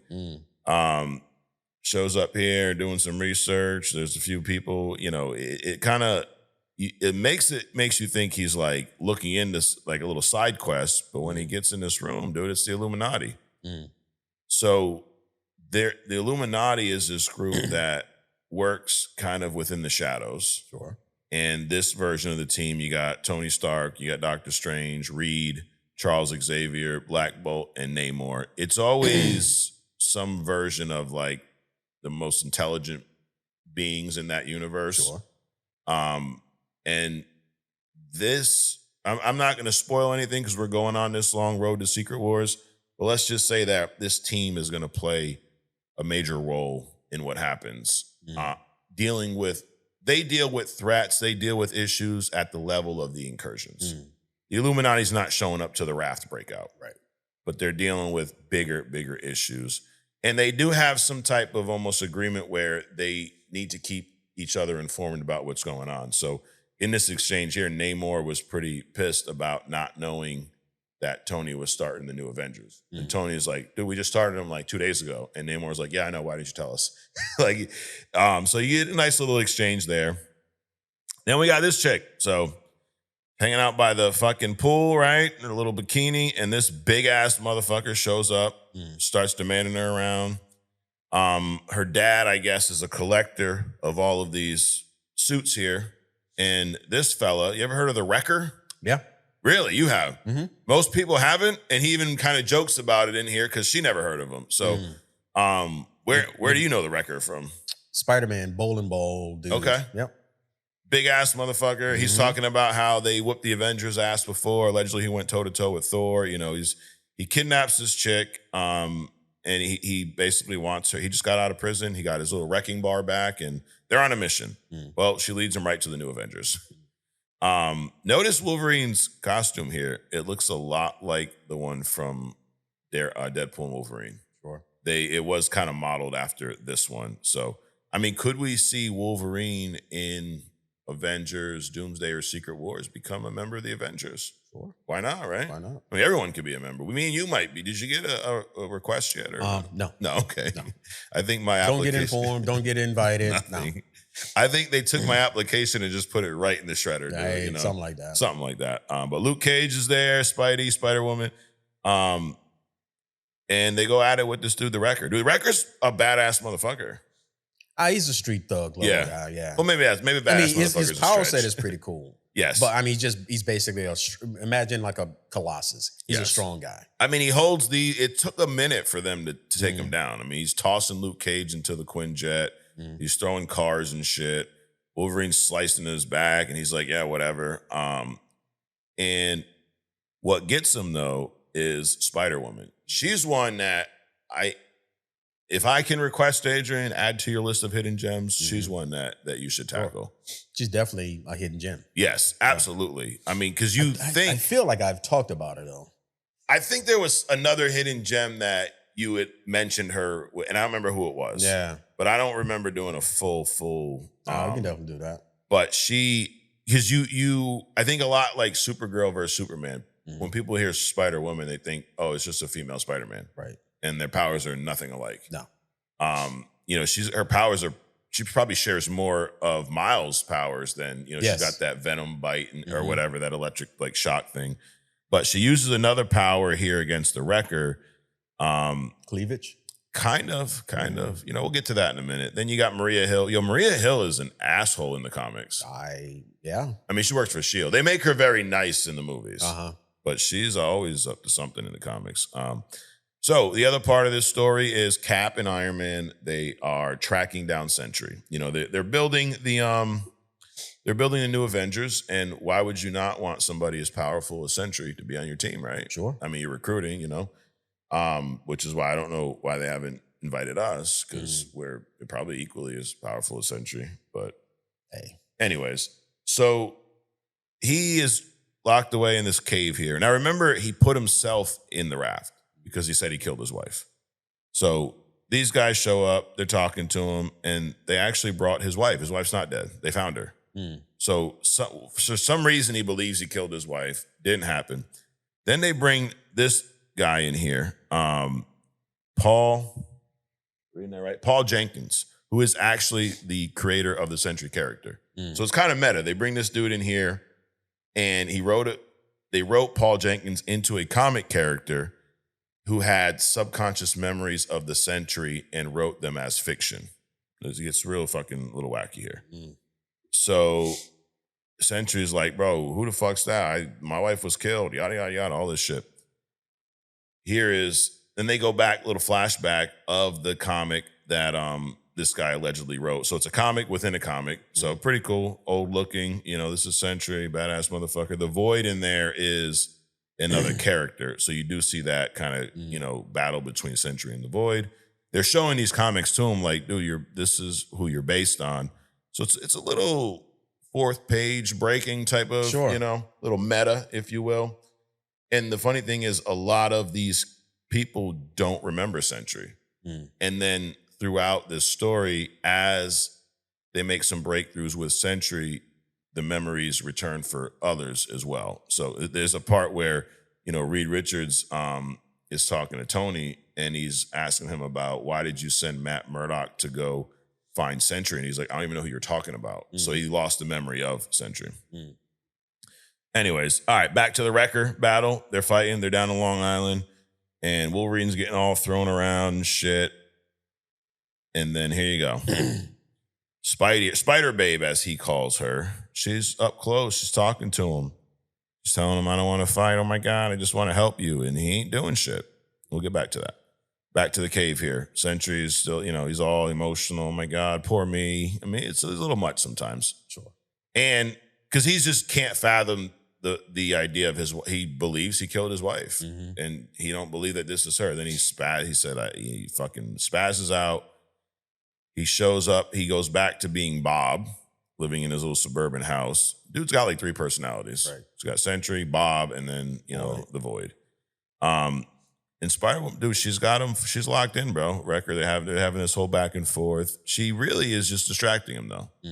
Wolverine comes by, slices through his back, slices through his arm. I mean, doing Wolverine shit, right? Then they tie him up in the web. They stop him. They stop the Wrecker. But the part about this and how insane her power set is, she releases pheromones that makes everybody around her attracted to her. Not that she isn't already drawn attractive enough, or maybe she's just drawn that way because that's the artist's way of showing us what these pheromones do. Maybe she don't really look that way. Who knows? No, I think she looked that way.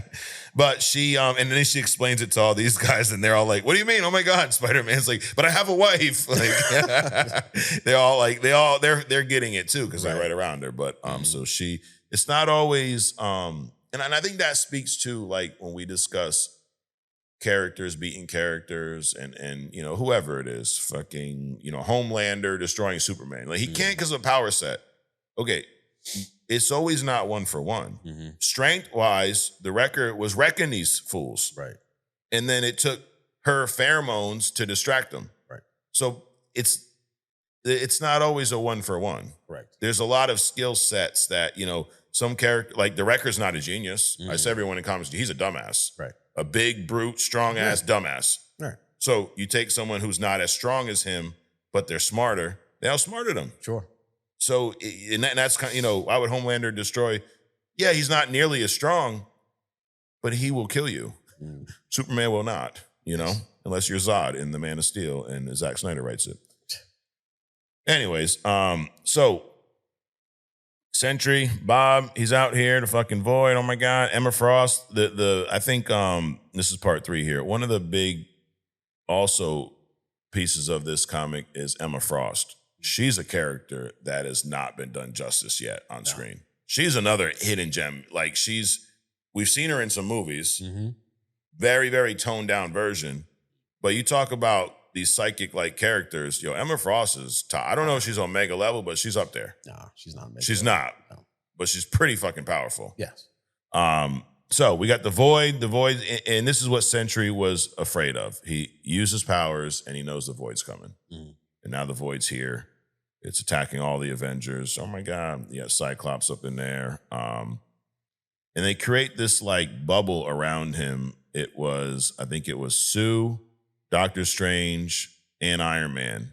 All their powers combined created this protective bubble around Bob because the Void's there. And they're trying to get through to Sentry. There's the Void, big old fight. He changes form too. That's the one thing that's really different from the comics and the Thunderbolts movie. The Void in the Thunderbolts, I thought it was cool on screen, but Sentry just kind of turned dark. Right. It's a whole separate being in a way in the comics. This big ass fucking fiery, whatever the hell you want to call it, is the Void. So they're trying to break through. They're talking to Bob. He's fucking losing. Now the Void's this big giant behemoth. Looks like a Demogorgon, but fatter. And Emma Frost, Adrian, she enters his mind, okay? This is his mind, a bunch of comic panels, all this history. These are all things, a lot of these that he don't remember. And she's kind of bringing them back. Like a lot of this story is let Sentry know who he really is. He forgot who he is. I mean, he's a fucking mental fuck, right? Yeah. So they realize they can't beat the Void, physically. So they're trying to, I guess, attack him through Sentry's mind. And there you go.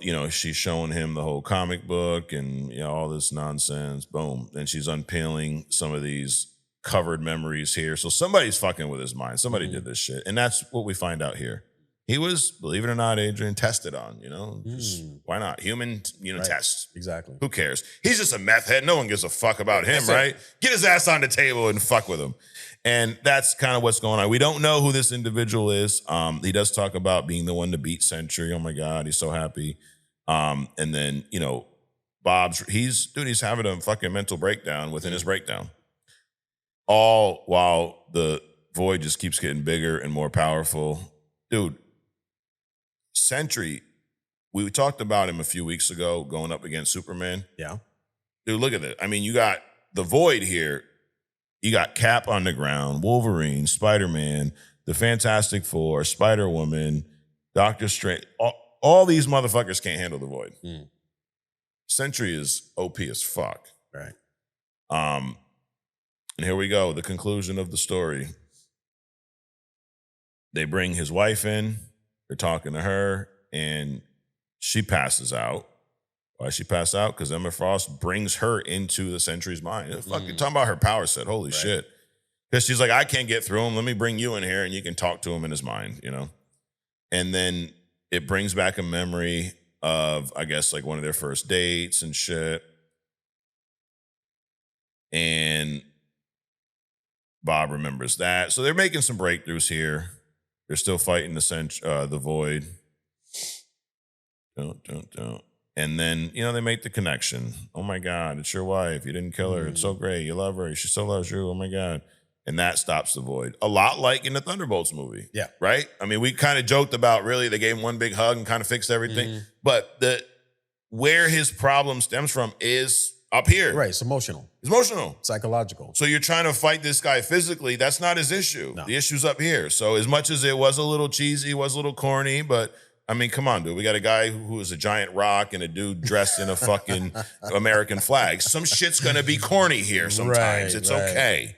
Everybody calm down, And there he is, dude, full form. He turns back into the Sentry, but a cleaned up, powerful Superman-looking version.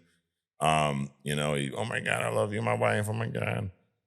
And then the tower, Avengers Tower, turns into the Watchtower. And he's got he says that a lot of his memories are there. So it's some weird kind of, some weird shit. Some weird shit, I guess, going on here. I mean, it's comics, bro. They're weird, right? And then you got this panel here. Hold on, let me pull. Cataract.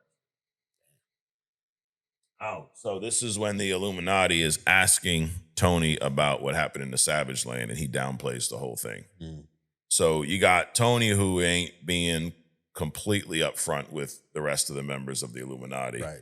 And it's funny, it's the same thing he was giving Namor shit about earlier, because Namor's like, bro, you kept this from us. Well, he's keeping other shit too. They ask him about the fucking thing, and he's like, oh yeah, no, it's nothing. So this was I'll go back to me. All right. This was a fun little offshoot, nice, I guess, kind of somewhat origin of Sentry. Not full origin, like we didn't see the meth head stumble into the lab, but it gave you a great glimpse at how powerful this character is. And it shows how they got him to join the new Avengers in the first place. And where we are going next, Adrian, is a comic that I am a big fan of, by the way. We've read it before. We're getting back into it. It's called House of M. We're going to start that this next week. Matter of fact, let me give you guys all the issues here. This will be on the website. So what we're going to do, since House of M is 8 issues, we're just going to split it in half. We'll do 4 next week, 1 through 4, and then we'll do 5 through 8 the following week, because, some of us are old men, Adrian. We can't read 37 comics in a week, fucking shit to do. But that is next week. That is, you've read this story, dude. For anyone who has not read this story, It's crazy. Right? Like, you read it for the first time, a year or two ago?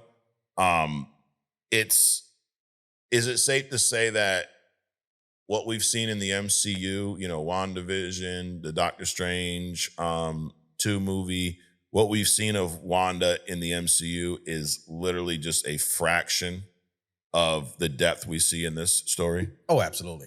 Absolutely. And they did a good job. I'm not saying that to slight. They did a great job of taking that character from the comics and, building her story out on screen. So that is next week. House of M, 1, 2, 3, 4. I really look forward to hearing what you guys think about this. And let me know, are y'all reading this for the first time? Have you read it before? This will probably be my, third or fourth time reading this comic. And, back to Sentry real quick before we move on to We Respond. It's the story. It talks about mental health in a way. This whole story is an analogy for mental health. Mental health being used as a superpower and a weakness, and I think you can say that to a lot of different things. Like I joke about it, Adrian, but I'm a fucking squirrel chasing a nut, bro. ADHD like a motherfucker. We'll be mid-conversation. I'm thinking about something else. There's 20 fucking tabs open. Some people, you could say that's a weakness, but you also can use it to your advantage. I'm also hella productive when I'm on a tight fucking deadline, and I saved a lot of shit for the last minute because I got distracted. Right. I can hyper focus. Well, I think that's kind of key, what you just said. Yep. Because some people's mental health is debilitating. Sure. It freezes them. It just locks them up. They can't do anything. Yep. But then some people, it's like, I'm like you. I'm a procrastinator, I wait till the last minute, but it's almost like the best of you comes out, and you're able to get these things done. It's like your mind just cuts through all the bullshit, because I think most people, when they think about a task or something to do, a project, they think about everything that could be. Right. But then when you procrastinate, you just cut all of that fucking fat out and just get down to what needs to be done. Yes. And then you do that, you execute, and it's done, and you move on. Yeah, I think, and I'm not, there's some people, like you said, have, mental health problems that will literally put them out for days, weeks, months. I'm not making light of that, but I do think that mental health is something that and I'm not to get all cheesy, but I do believe if you use it in the right way, it can be a superpower of such. There's people, anxiety is one of the same things too. There's people that are overly cautious and they do prep and prevent a lot of things. And it's just that line of like, don't go too paranoid, right? It's what kept humans alive for a long time is being anxious, right? Like, oh shit, the fucking lion's out to get us. Well, at one time they were. Mm-hmm. But I'm critical of pharmaceuticals and quote unquote doctors that perpetuate mental health. Yes. They use it as a crutch against society to make things worse than what they are. Sure.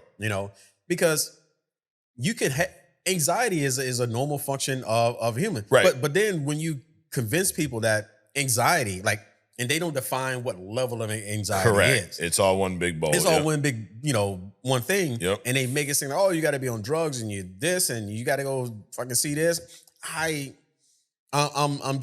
just hate when they do that because you're taking a normal function and like, for example, when your children are young, especially boys got all this testosterone in them, right?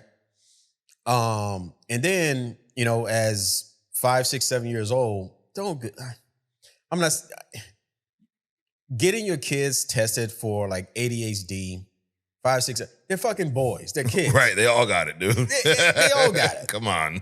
You can't take something like that and twist it into something because for children, when you do that first of all, it fucks with their confidence. Right.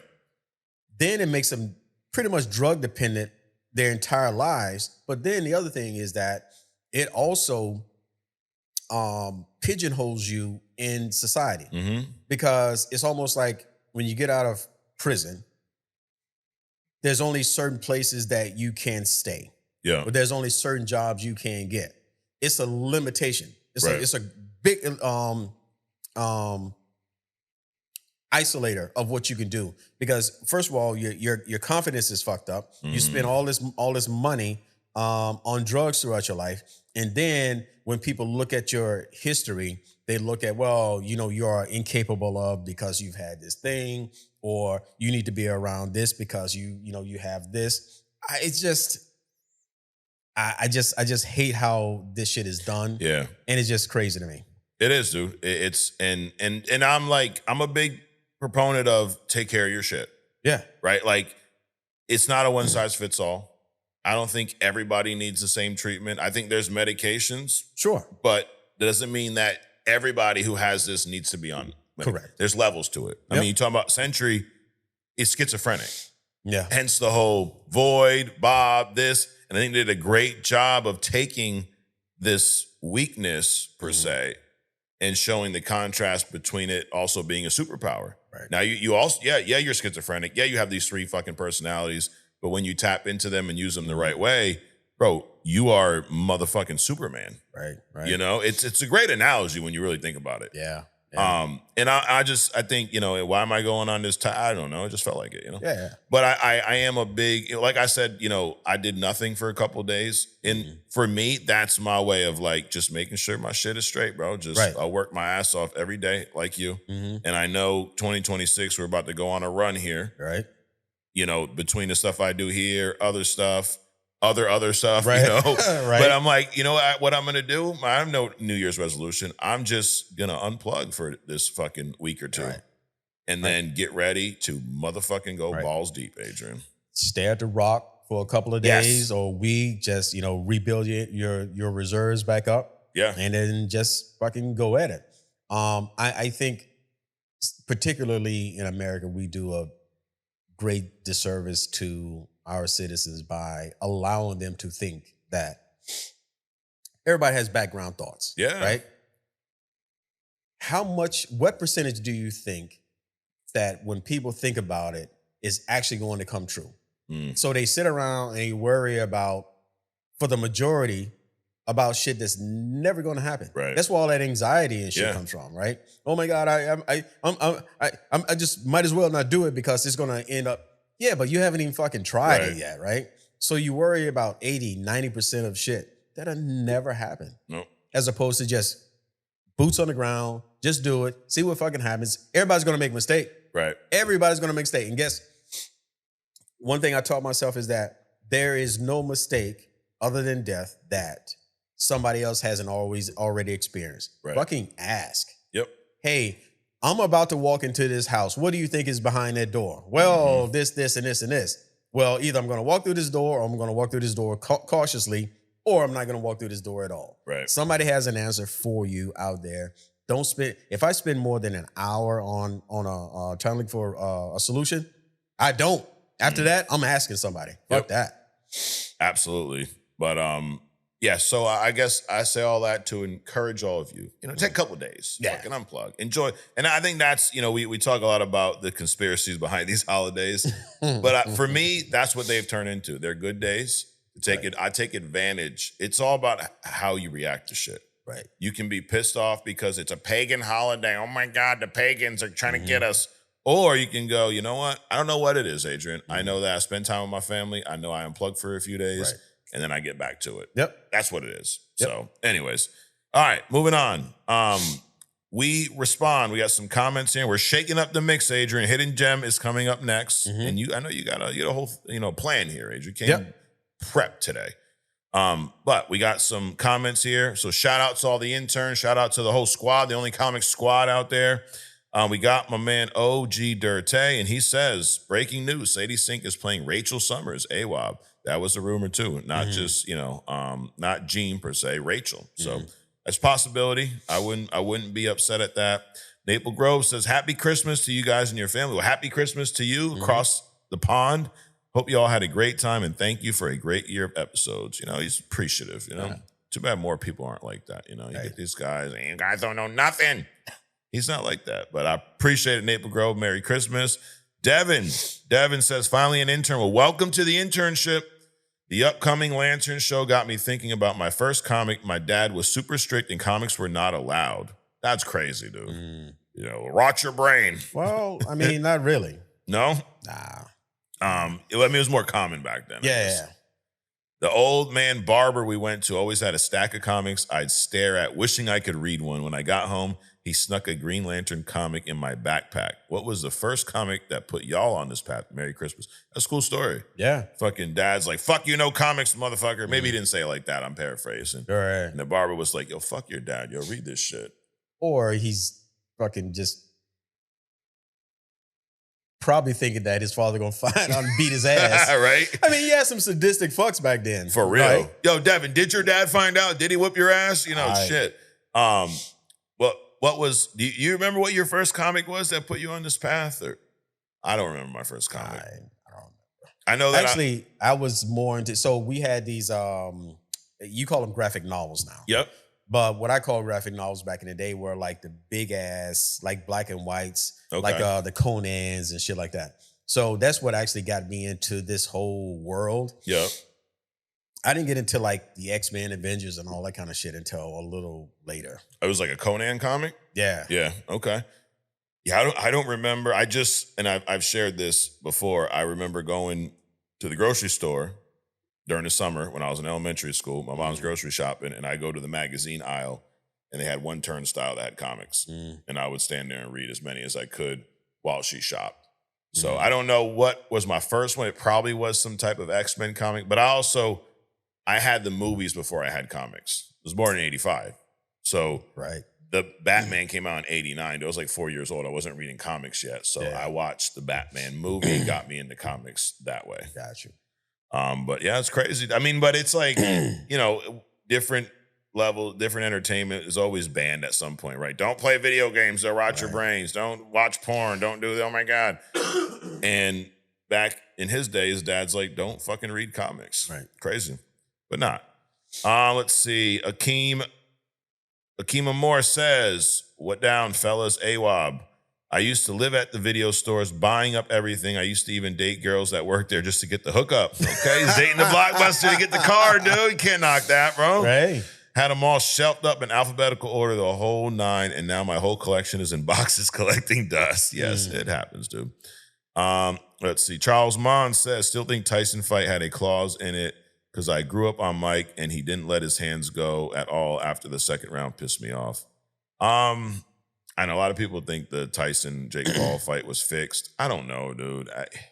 There's definitely times where it looked like he was holding back Tyson, but he also looked like a fucking 65-year-old guy fighting a 25-year-old. I saw most of that, but I also think he was holding back. Yeah. So, Yeah, I'm sure. And then the fact that he comes out with his ass out, it was just a fucking comedy. Yes. Thing. But Anthony Joshua was not holding back. He broke this motherfucker's jaw in 2 places, dude. Yeah. Rocked his shit. So I was down with that. The Captain Canada says, did you guys hear Jamie Foxx Spawn script is finished? I did not. I hope that's true. And we need to get a new Spawn movie. Right. Absolutely. Let's see. DJ Super Soldier says, what's up, my guys? Haven't watched this episode yet. I'm a few behind. Just wanted to hop on and wish you and all the interns a Merry Christmas. Well, Merry Christmas, DJ. Let's see. King says Magneto alone would solo the Avengers. Yeah, absolutely, dude. Absolutely.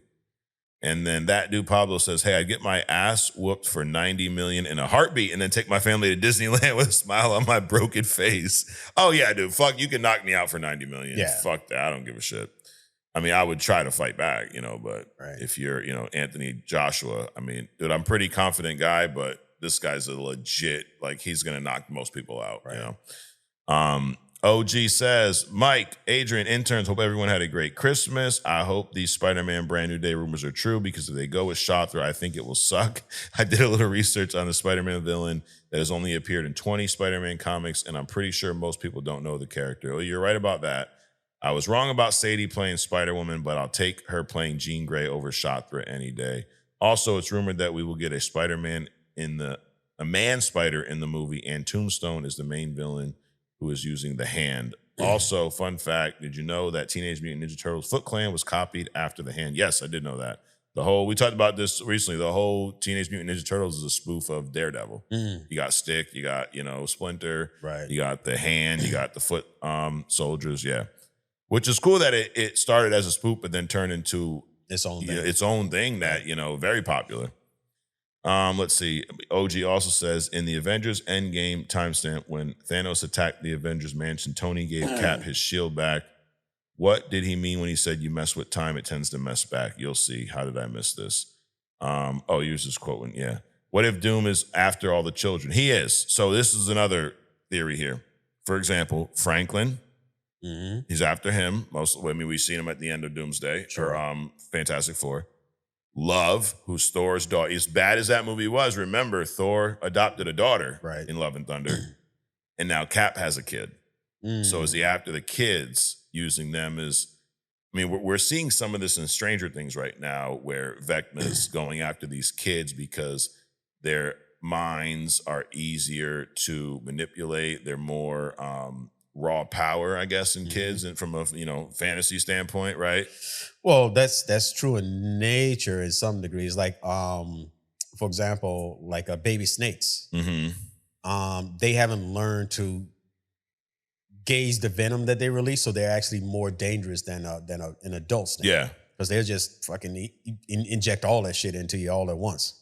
So you got that, and then also the fact that kids are early influenced too, right? Like you got a better shot at getting Franklin to do what you want him to do versus getting Reed. Right.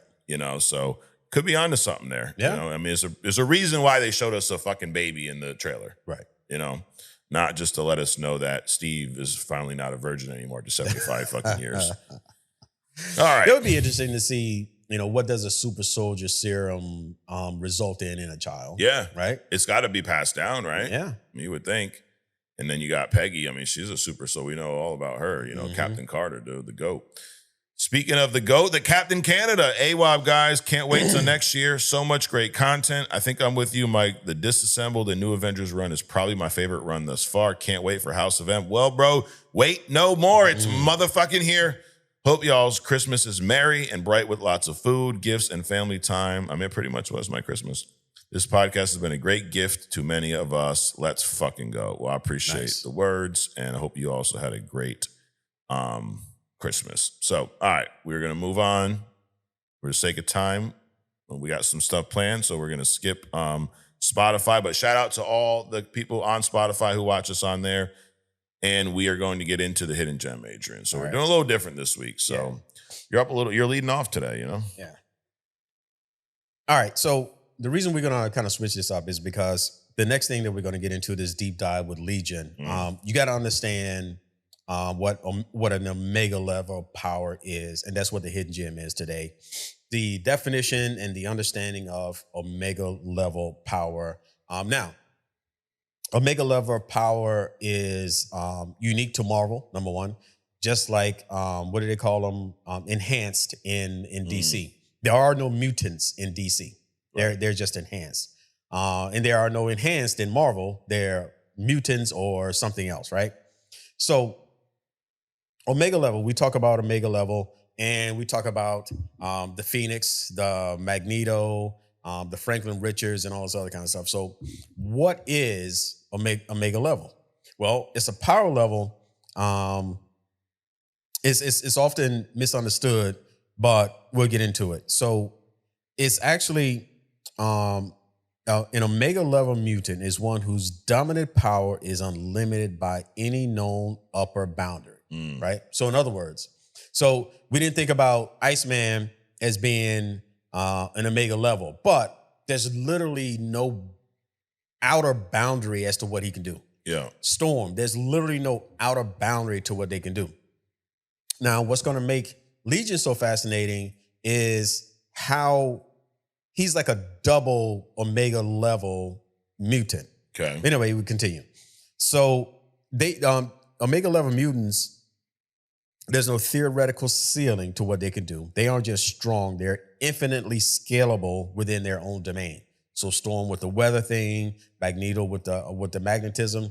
And then as we talked about earlier with Spider-Woman, even though she's not a mutant or Omega level, they have so many other powers that aren't really identified with them. Like Magneto, we just think about the magnetism. But because he can control magnetism, he can possibly control other wavelengths of energy as well. Light, heat, time, things like that. So theoretically, there's nothing or no limit to what these characters could do. Key traits of an Omega level mutant: infinite potential within their single power category, no upper limit to their abilities, cannot be surpassed by another mutant in their domain, power is intrinsic, not borrowed or magical. Like, so Wanda, she is, her power is kind of borrowed, but she's still an Omega level mutant, right? We talk about, so basically you think about a strong man, he's not getting his power from somewhere else. It's innate. Right. Often capable of reality level or cosmic level effects. And like Magneto, magnetism is universal. So yeah, there's a lot of iron and bullshit on the planet. He can lift mountains and all that stuff, but you put him out in space, he can also affect that kind of shit. Right. So examples of Omega level domains. So Marvel defines these as domains, not by overall strength.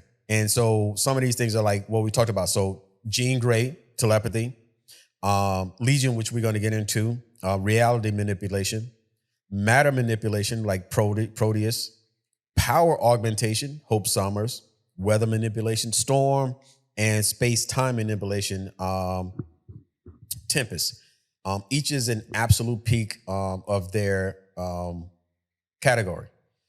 Why Omega level matters. Omega mutants are often catalysts for universe level events. Targets of cosmic entities like Galactus coming after Franklin Richards or Doom coming after Franklin Richards. They're anchors for alternate timelines. Being able to split things like Wanda, she can do all this bullshit. And living singularities of their power type. They're not just strong, they're structural forces in the Marvel Universe. Now, Omega level versus beyond Omega. Some characters exceed Omega classifications entirely. So at the top of this, so we're going to talk about Legion, but at the top of this is Franklin Richards. Okay. So Franklin Richards, he can create universes with stars, people, I can see all kinds of shit. Legion is slightly less powerful. Actually, it's Franklin, then Wanda, then Legion, then other people. But then you got like Molecule Man, who's a multiversal, he's got multiversal molecule control. And then you got Beyonder. So, I'm gonna rank them later. But these cats exceed like the Icemans, the Magnetos. So Franklin Richards, Legion, Scarlet Witch, Proteus, Molecule Man, Beyonder, they exceed even the regular Omega levels like Iceman, Storm, Magneto, things like that. Okay. So Omega is a mutant ceiling, but not in the cosmic ceiling. So, and why is Legion a special case, which we'll get into? His core power is that he manifests personalities. We'll get to Legion when we get to Legion. Yeah, you thought Sentry was fucking wacky when we were talking about his shit, bro. Right. He's elementary compared to Legion. So stay tuned. Yep. So I brought up Iceman because a lot of people thought Iceman was just like a sidekick, right? But when you actually get into it, I mean, so this is an example of an Omega level mutant in his domain, which is what Marvel calls him. So he can drop temperatures to absolute zero instantaneously, which is the theoretical limit of the universe. He can freeze matter, energy, and even metaphysical constructs. He can convert his own body into organic ice, which basically make him invulnerable, indestructible. You said metaphysical constructs he can freeze? Yes. All right. So if I'm Iceman, yeah, and Green Lantern's over there throwing fucking metaphysical cars at me, yes, I can literally just go, and freeze them. Yep. I'm thinking he could solo some teams, Adrian. Absolutely. I'll ask you later. Anyway, proceed. So he can convert his body into organic ice, making him nearly indestructible. He can reform from vapor, meaning he's effectively immortal unless completely erased. Like a Franklin Richards, like he just eliminates him. We talked about Wolverine can reconstitute himself from some semen on a wall. The little puddle. Right? Some brain matter splattered over here. This cat, as long as there's any part of him left, he can reconstitute himself. He can create massive ice structures from continents to global weather effects. He can manipulate water in all of his states, giving him elemental control on a planetary scale. So what does that mean for him? He can freeze oceans or entire regions. He can create ice clones with independent consciousness. So imagine he's like, he can split himself and that split can go off and do shit on its own. He can possess any water molecules of other bodies. Like I said, he could be standing in Antarctica and swimming up your Peep stream fucking across the pond somewhere.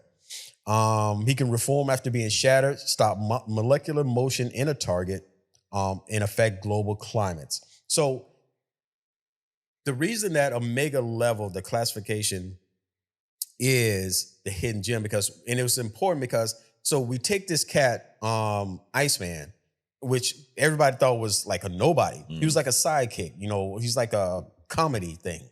But when you really look at what he can do, it really shows you the true power of it. And it's important that we understand what Omega level is, examples of Omega level, because when it comes to Legion, it's a whole different thing, right? Yeah. See what else we got. So the official Omega level mutant tier list goes like this. So we're going to start at the highest and go to the lowest. Tier 0, which is a cosmic scale Omega. These are mutants that can affect entire universes, timelines, or fundamental cosmic forces. Franklin Richards, Legion, Proteus, Hope Summers, Elixir. These are Omegas that can alter the structure of reality or life itself. Then you got the next level, which is lower, tier 1. These are global scale Omegas. Yeah. Iceman, Storm, Magneto, Vulcan, Exodus. Then you got psionic and dimensional Omegas, tier 2, Jean Grey, not Phoenix, Jean Grey. Quentin Quire, Kid Omega, Rachel Summers, Mr. M, James Braddock. And then you got tier 3, which are specialized Omegas like Forge, with his technopathy, being able to control and connect to any technology. Yeah. Powerhouse, which is Franklin's adult self. Cheney, Tempo, and Bishop. Remember Bishop, future X-Man, who can absorb and redirect any kind of energy. He's a badass. He's right. Actually, you did a hidden gem on him a while ago. That was a good one because his power set is ridiculous. Yep. You think he's just like some dude with a gun. Right. But no, he's absorbing that shit, and the gun is one way he can blast it back to you. Correct. Literally from his body, transfers to the gun. Mm-hmm. It's crazy, dude. He's almost like Doom's reactor that takes any kind of energy and converts it, into something else. So this tier 3 is they're mutants that have infinite potential, but in a very narrow field of things, right? Like Franklin Richards, he can do pretty much anything. Yeah. Bishop, he can do this one power thing, right?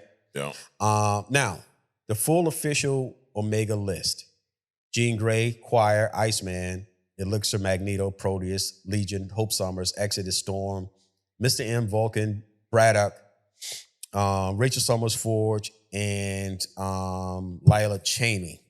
Now, whose name did I not mention on there? Franklin Richards. Because in retro, so Franklin, when he was a kid, he wanted to be a mutant so much, he subconsciously rewrote, this is how powerful this cat is. He subconsciously rewrote his own DNA to appear to be a mutant, even though he is not a mutant. He is that Omega level mutant. And in a tier, he's at the top.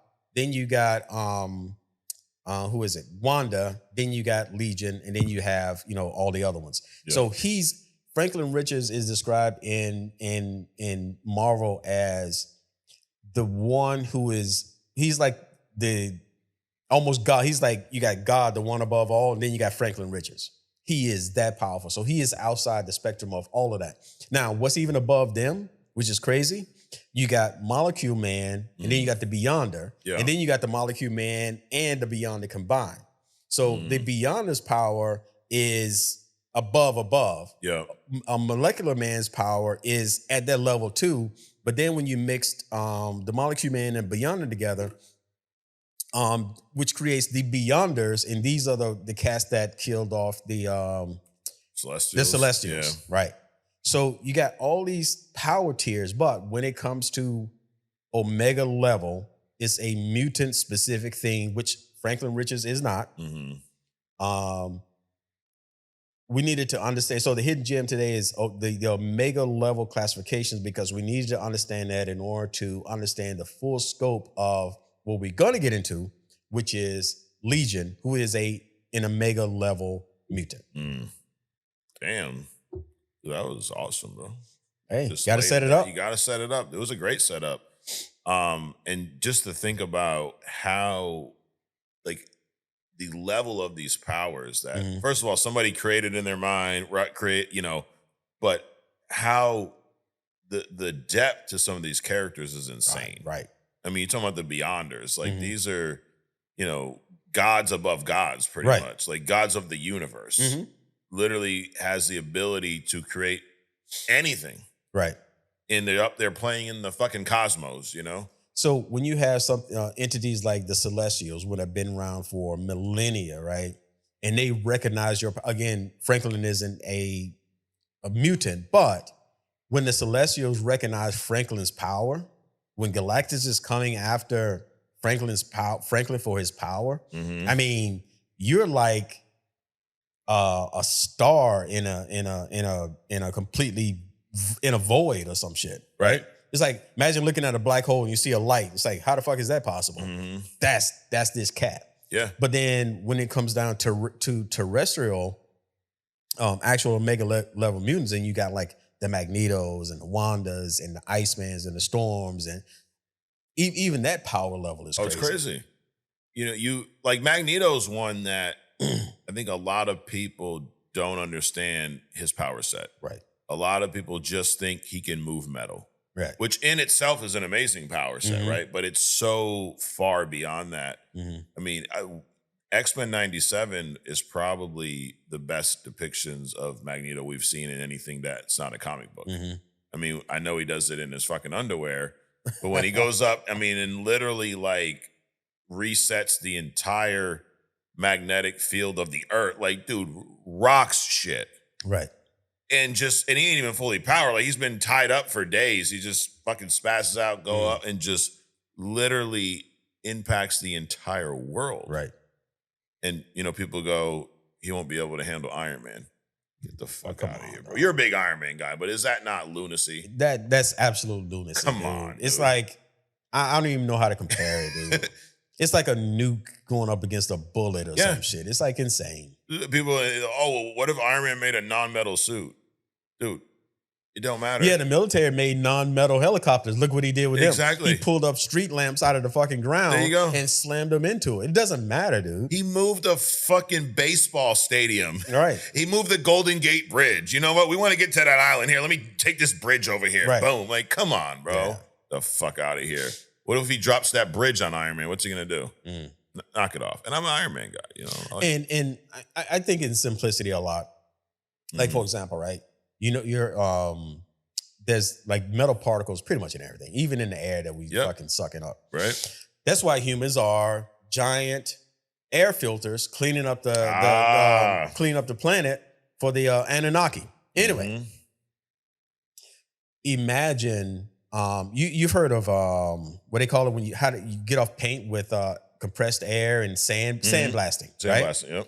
So imagine taking molecular sized iron shavings and shooting it at something at 10,000 miles an hour. You literally rub off anything. And not in the good way. Or you make that shit go into the tiniest cracks in Iron Man's armor. And all of a sudden you basically can shave his body out of his armor without even touching his armor. So it's just plenty of ways you can do that shit. Yeah, dude. Right. It'd be over, as I like to say, it'd be over so quick, it'd be in a post-credit scene, Adrian. So, or you can just take a couple of mountains and smash Iron Man in between them. Whatever. A lot of options. A lot of options. So, well, Adrian, that was a great setup for our deep dive into Legion. Let's see. Let me see. I got some notes here. Let's move this over here so I can read it with my cataracts, Cataracts. Dude, we need a teleprompter here at some point, What's that say? In next year, year 4 of Only Comics is going to be AI versions of Mike and Adrian and shit. Yes. Because we won't be able to see shit. No. Well, we're doing this till we're 90, it'll be in the nursing home. It. I'll tell you, I'm going to pull up my little chair right next to you. Hey, Adrian, you ready? I'm going to get Xavier's chair and shit. Oh, you're okay? All right. Well, speaking of Xavier, it's a good segue. Legion, the deep dive. So he is a character who, it's like taking Sentry and putting him on steroids and crack. Sentry's got a couple personalities. Right. Legion's got how many, dude? Shit. Infinite. And not only does he have infinite, but they keep any personality can pop out at any time. Yeah. And the thing about Legion is this. So he's an Omega Level Mutant because he has the ability to create powerful personalities. But each of his personalities are Omega Level Mutants with different powers. With different power sets. So it's like this, right?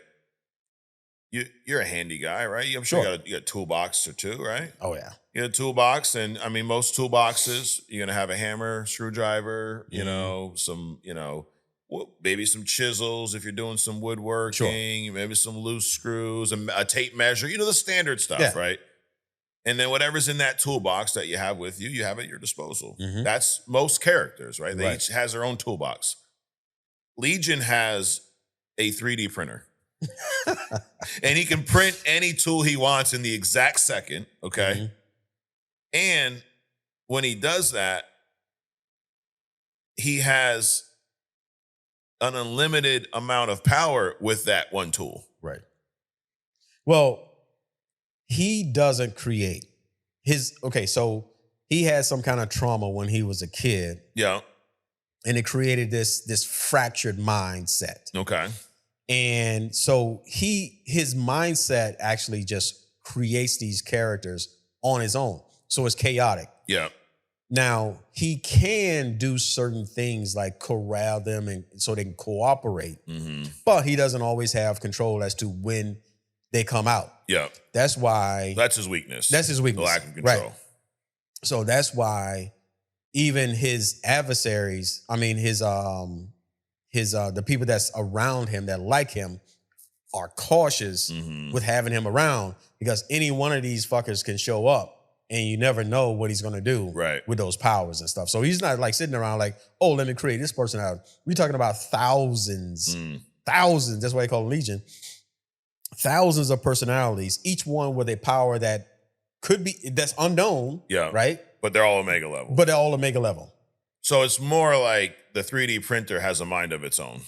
Absolutely. He does something, it turns on and gives him some crazy powerful tool. Right. And then fucking 2 minutes later, it pops out another one. Right.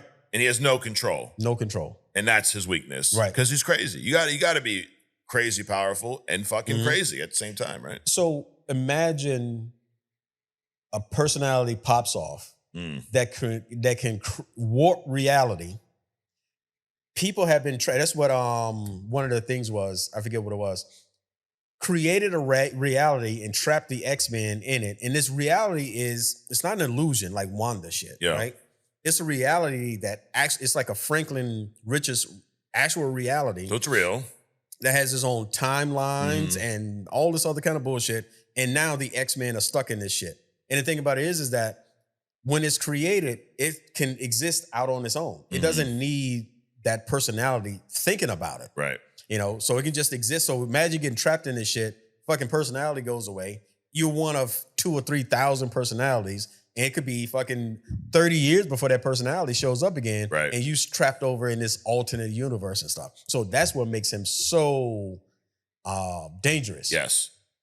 He's got daddy issues. You know? He's the son of Xavier and this chick, Gabrielle Haller. She's a Holocaust survivor and an Israeli diplomat. Now, Xavier didn't know that David Legion existed. He had this relationship with this girl back in Israel. They split. He left. Didn't know she was pregnant. She had the baby. Hold on. What makes you, I guess it takes all women, right? Or all people, but so you thought Chuck with his plaid fucking blanket over his shirt legs cocking, and shit, bro. You thought he was sexy enough for a one night hookup. And then you decided to keep his baby and shit. Yeah. Wow. Yep. Wow. Now, and then Mr. Xavier, who has even fucking Cerebro, wouldn't you think that took a long time to find him. he would know that he had a kid out there? Wouldn't something pop up somewhere? Yep. Well, we're going to get to that, Adrian. So he grew up a normal teenager. He was living in Paris with his mom, and then his home was attacked. They got a call by a terrorist. They killed his stepfather right in front of him. So this is the trauma. This is what kind of sparked everything. It didn't just, shatter him, emotionally. It shattered his mind. And in that moment, his mutant powers were activated for the first time. A psychic scream. It was so powerful that it incinerated the terrorist brains. That's crazy. Pretty traumatic fucking, moment, right? They kill your stepdad and then you just incinerate their brains. It ends quick, right? You're probably not going to feel it. Well, you definitely won't feel it because your brain doesn't have pain receptors. Nope, it's gone, dude. It's like all of a sudden you're there and then you're not. So their bodies died, but David somehow absorbed the mind of the terrorist leader, a man named Jamal Karami, into his own head. So this is where his consciousness starts to splinter. He then goes catatonic. He's locked away. Xavier finally finds him years later, but David's not just one boy anymore. He's a legion now. He's a colony of fucking personalities. So he isn't just crazy. He has dissociative identity disorder. His mind couldn't handle the trauma, so it built these walls, and those walls became people, personalities. Is crazy and what is it? Dissociative identity disorder. Yeah. I don't think those are the same thing. I don't think crazy is that. Yeah. This is a whole different. So you saying he was crazy and no? I'm saying he's not just crazy. He's this. This dissociate. It's kind of, and I know you never finished Moon Knight, but I think it's similar to Moon Knight's issues too. He has all these different personalities, and they were created to hide child trauma. Right. That it's like that trauma is attached to one personality, but let's create other ones that's not attached to that trauma to keep it out of sight, out of mind. But then you become more dissociative to who you really are. Right. Which is, I guess, let's talk about, though, how specifically his powers work. So it's defined as spontaneous power manifestation. Right. It's kind of how you described it, right? It just happens.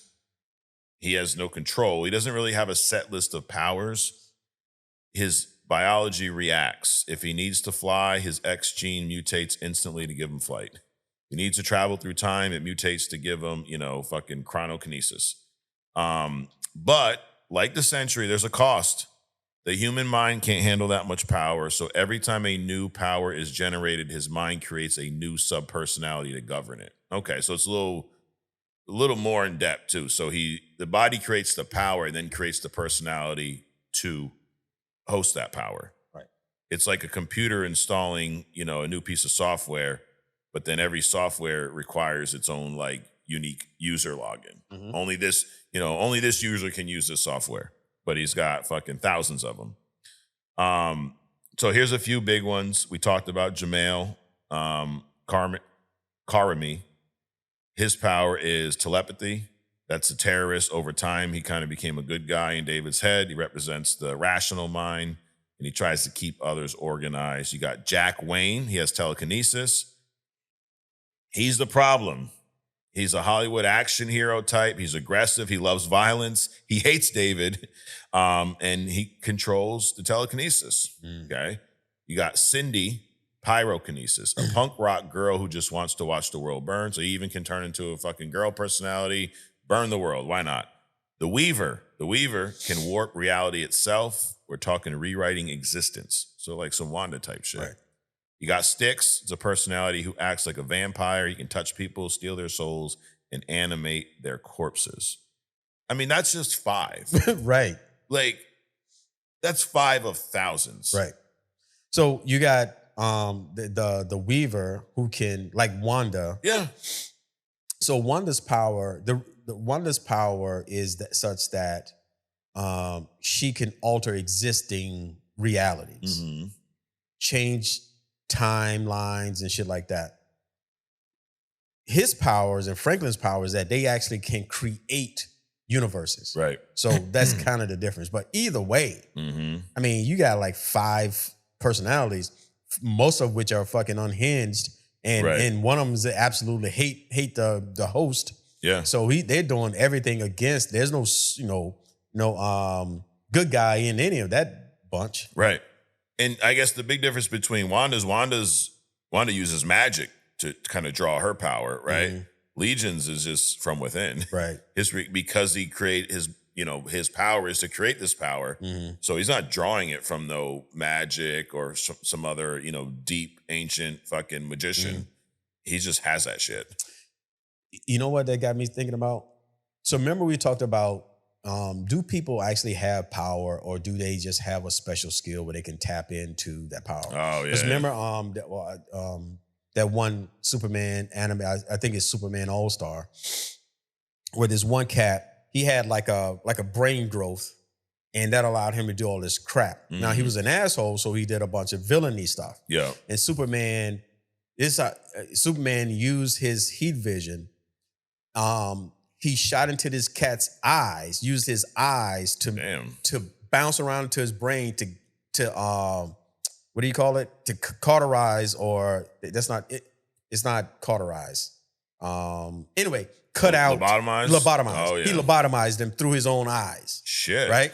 So he cut out this thing that allows him to. So the power wasn't coming from within him. He had a mask that allowed him to tap into power. So what if Legion is all this fucking power is out there.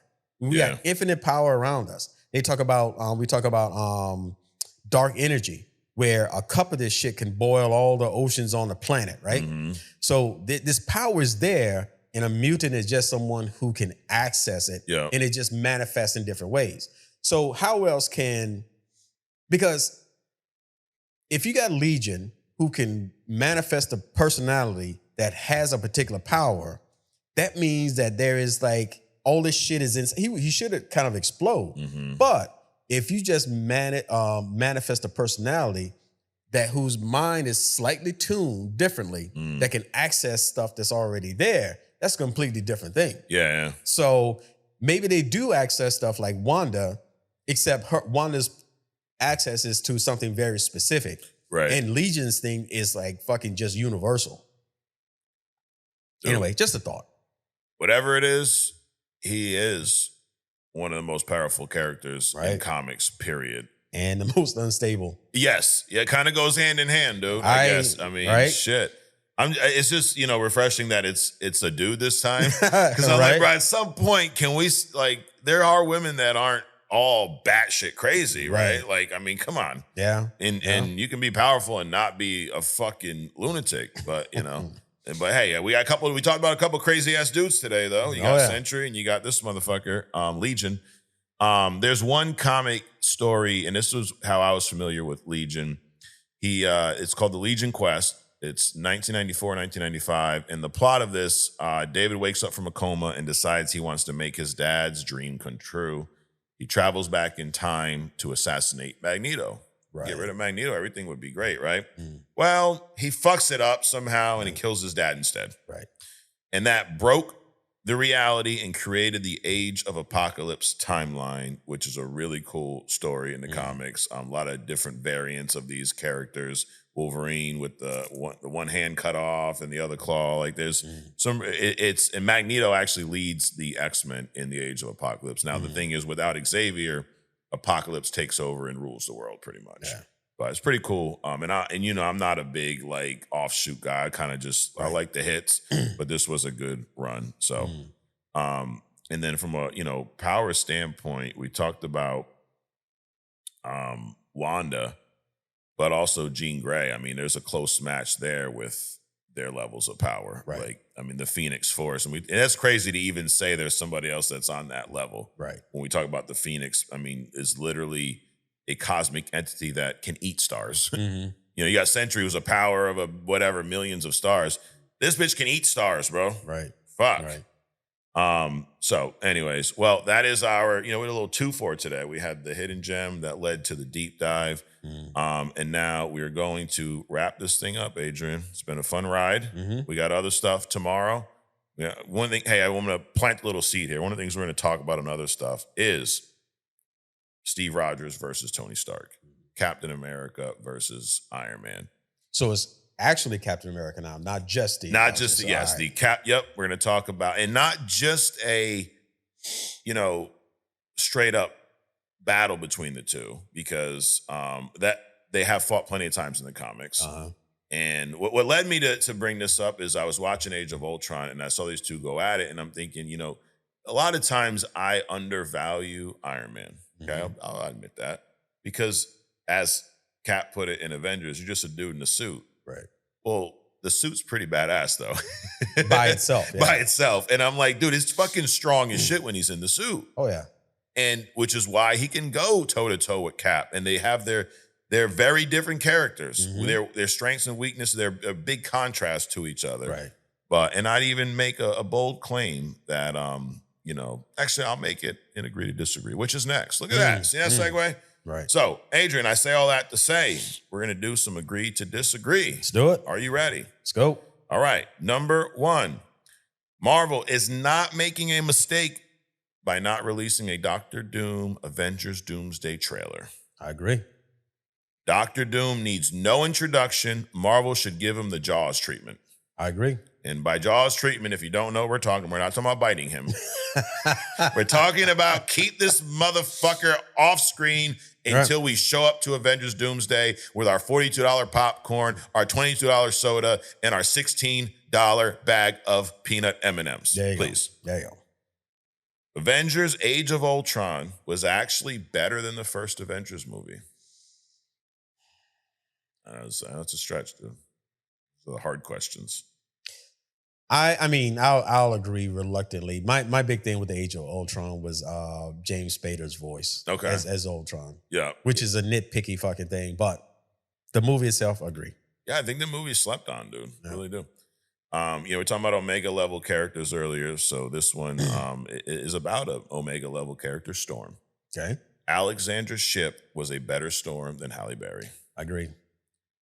Any ship would be better than Halle Berry. Iron Man is no match for Magneto. Agree. No match. They think, what if he made him non-metal suit? Shut the fuck up. That's what would happen. He'd still get fucking tore up in seconds. Speaking of, Magneto would solo the Avengers. Agree. Iceman would solo the Justice League. And the Avengers. And the Avengers. If you don't believe me, read a comic. And I'm not an expert, but Avengers Doomsday will be the biggest movie of 2026. So that's a safe prediction, yeah. I agree. I know they asked all the experts, but I'm going to weigh in, and I say so. Sure. And then last but not least, the Captain America, Steve Rogers, Tony Stark, Iron Man rivalry is better than the Batman-Superman rivalry.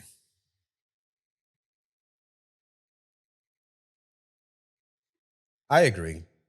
And I'm not saying that reluctantly. It's just that I don't even really consider the Batman-Superman thing a rivalry. Okay.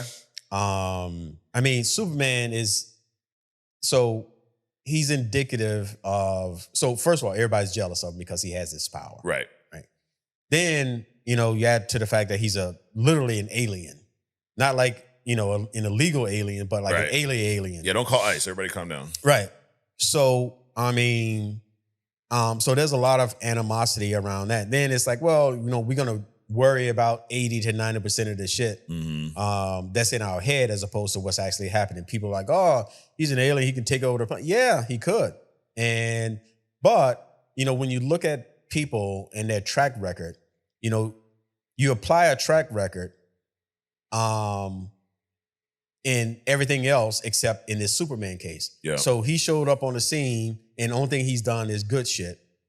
But now this dude is, for his own agenda, is trying to make him bad. So now all of a sudden he's a threat. Mm-hmm. Well, he's a threat if he becomes a threat. But right now he's not a threat. Right. So, I mean, there's a lot of shit. So I don't really see the Batman, Superman as a rivalry. Okay. It's just, I think it's just some bullshit. Yeah. I mean, I bring it up because I think a lot of people always go to that with DC, right? I mean, they have a Batman versus Superman movie, right? So it's something that people have always wanted. But I think that the Tony Stark Cap, because most people look at them as teammates. Right. But they've really had a rivalry since the beginning. Well, their whole ideologies are different. Their fundamental difference between them is their ideologies, right? That starts, it's like, don't marry if, you have different religious beliefs, or don't get together if you have different money beliefs, because marriage, sex, money are the three, in political views, are like the four things that that can divide any kind of relationship. And you have that with Cap and Tony. Dude, they're polar opposites in a lot of ways, So anyways, well, Adrian, that is agree to disagree, guys. That is that's our show for the week. That's our last show of 2025. Made it another year, Adrian. Yep. So new year, new me. No, but it's been a hell of a year. I want to thank everybody for watching us week in and week out. We had my party this weekend, right? It's probably with 30, 35 people there or something. And I got to thinking, like, we've been doing this show for a long time. Early on, our audience was about 35 people. Right. And I say this to there's a lot of people that watch this show that have said we inspired them to get into comics. We inspired them to read comics. To start their own podcast. There you go. There's a lot of people that have said that. And I just say this as a reminder, like, weather the storm. Go through those times where, because shit, it doesn't seem like a lot, but bro, it's 35 people is a lot of people. Right. So I don't care if you're getting 25 views right now. That's 25 people that are getting together to go, let me check your shit out. Right. And it will eventually grow and grow as long as you stick with it. So, and thankfully we are, we're above the 35 mark now. Yes, yes. So we appreciate all of the views, everybody throughout the years. It was a fun year. And dude, think about this. It was a fun year and we didn't have a lot of comic content out. Right. Next year, we got some bangers, dude. Yeah. Now, it's going to take a little bit, but we got a Spider-Man and Avengers movie in the same year. We've never had that when we've done this show. Right, right. Is Star Wars dead? No, you got the Mandalorian movies coming out too. So maybe that will revive it with little, Baby Yoda. Oh my God, he's so cute. Oh my God. They got to sell fucking stuffed animals some way. I guess. But yeah, that will be back. So maybe they'll make a run for it. I mean, there's space for him, right? I mean, come on. So, be a big year next year, and we look forward to, spending some more time with you all. Shout out to the interns. Subscribe if you haven't already. And if you are an intern, we will see you tomorrow on other stuff. Yeah. And if you're not, well, fucking join. Don't you want to hear about Cap and Iron Man? And dude, Adrian, I got some stuff about the Mann Act. We're gonna dig into that. Oh yeah. Dude, this shit pisses me off so much. It's so much shit that's just not been put out there. Anyway, we'll get into it. We'll get into it, and hopefully we will see you there. So, Adrian, thanks for coming out. Absolutely. Happy birthday. Same to you. Merry Christmas. Happy motherfucking New Year. New me, new you, new everybody. Who gives a fuck? Anyways, we'll see you next week right here on Only Comics. Peace.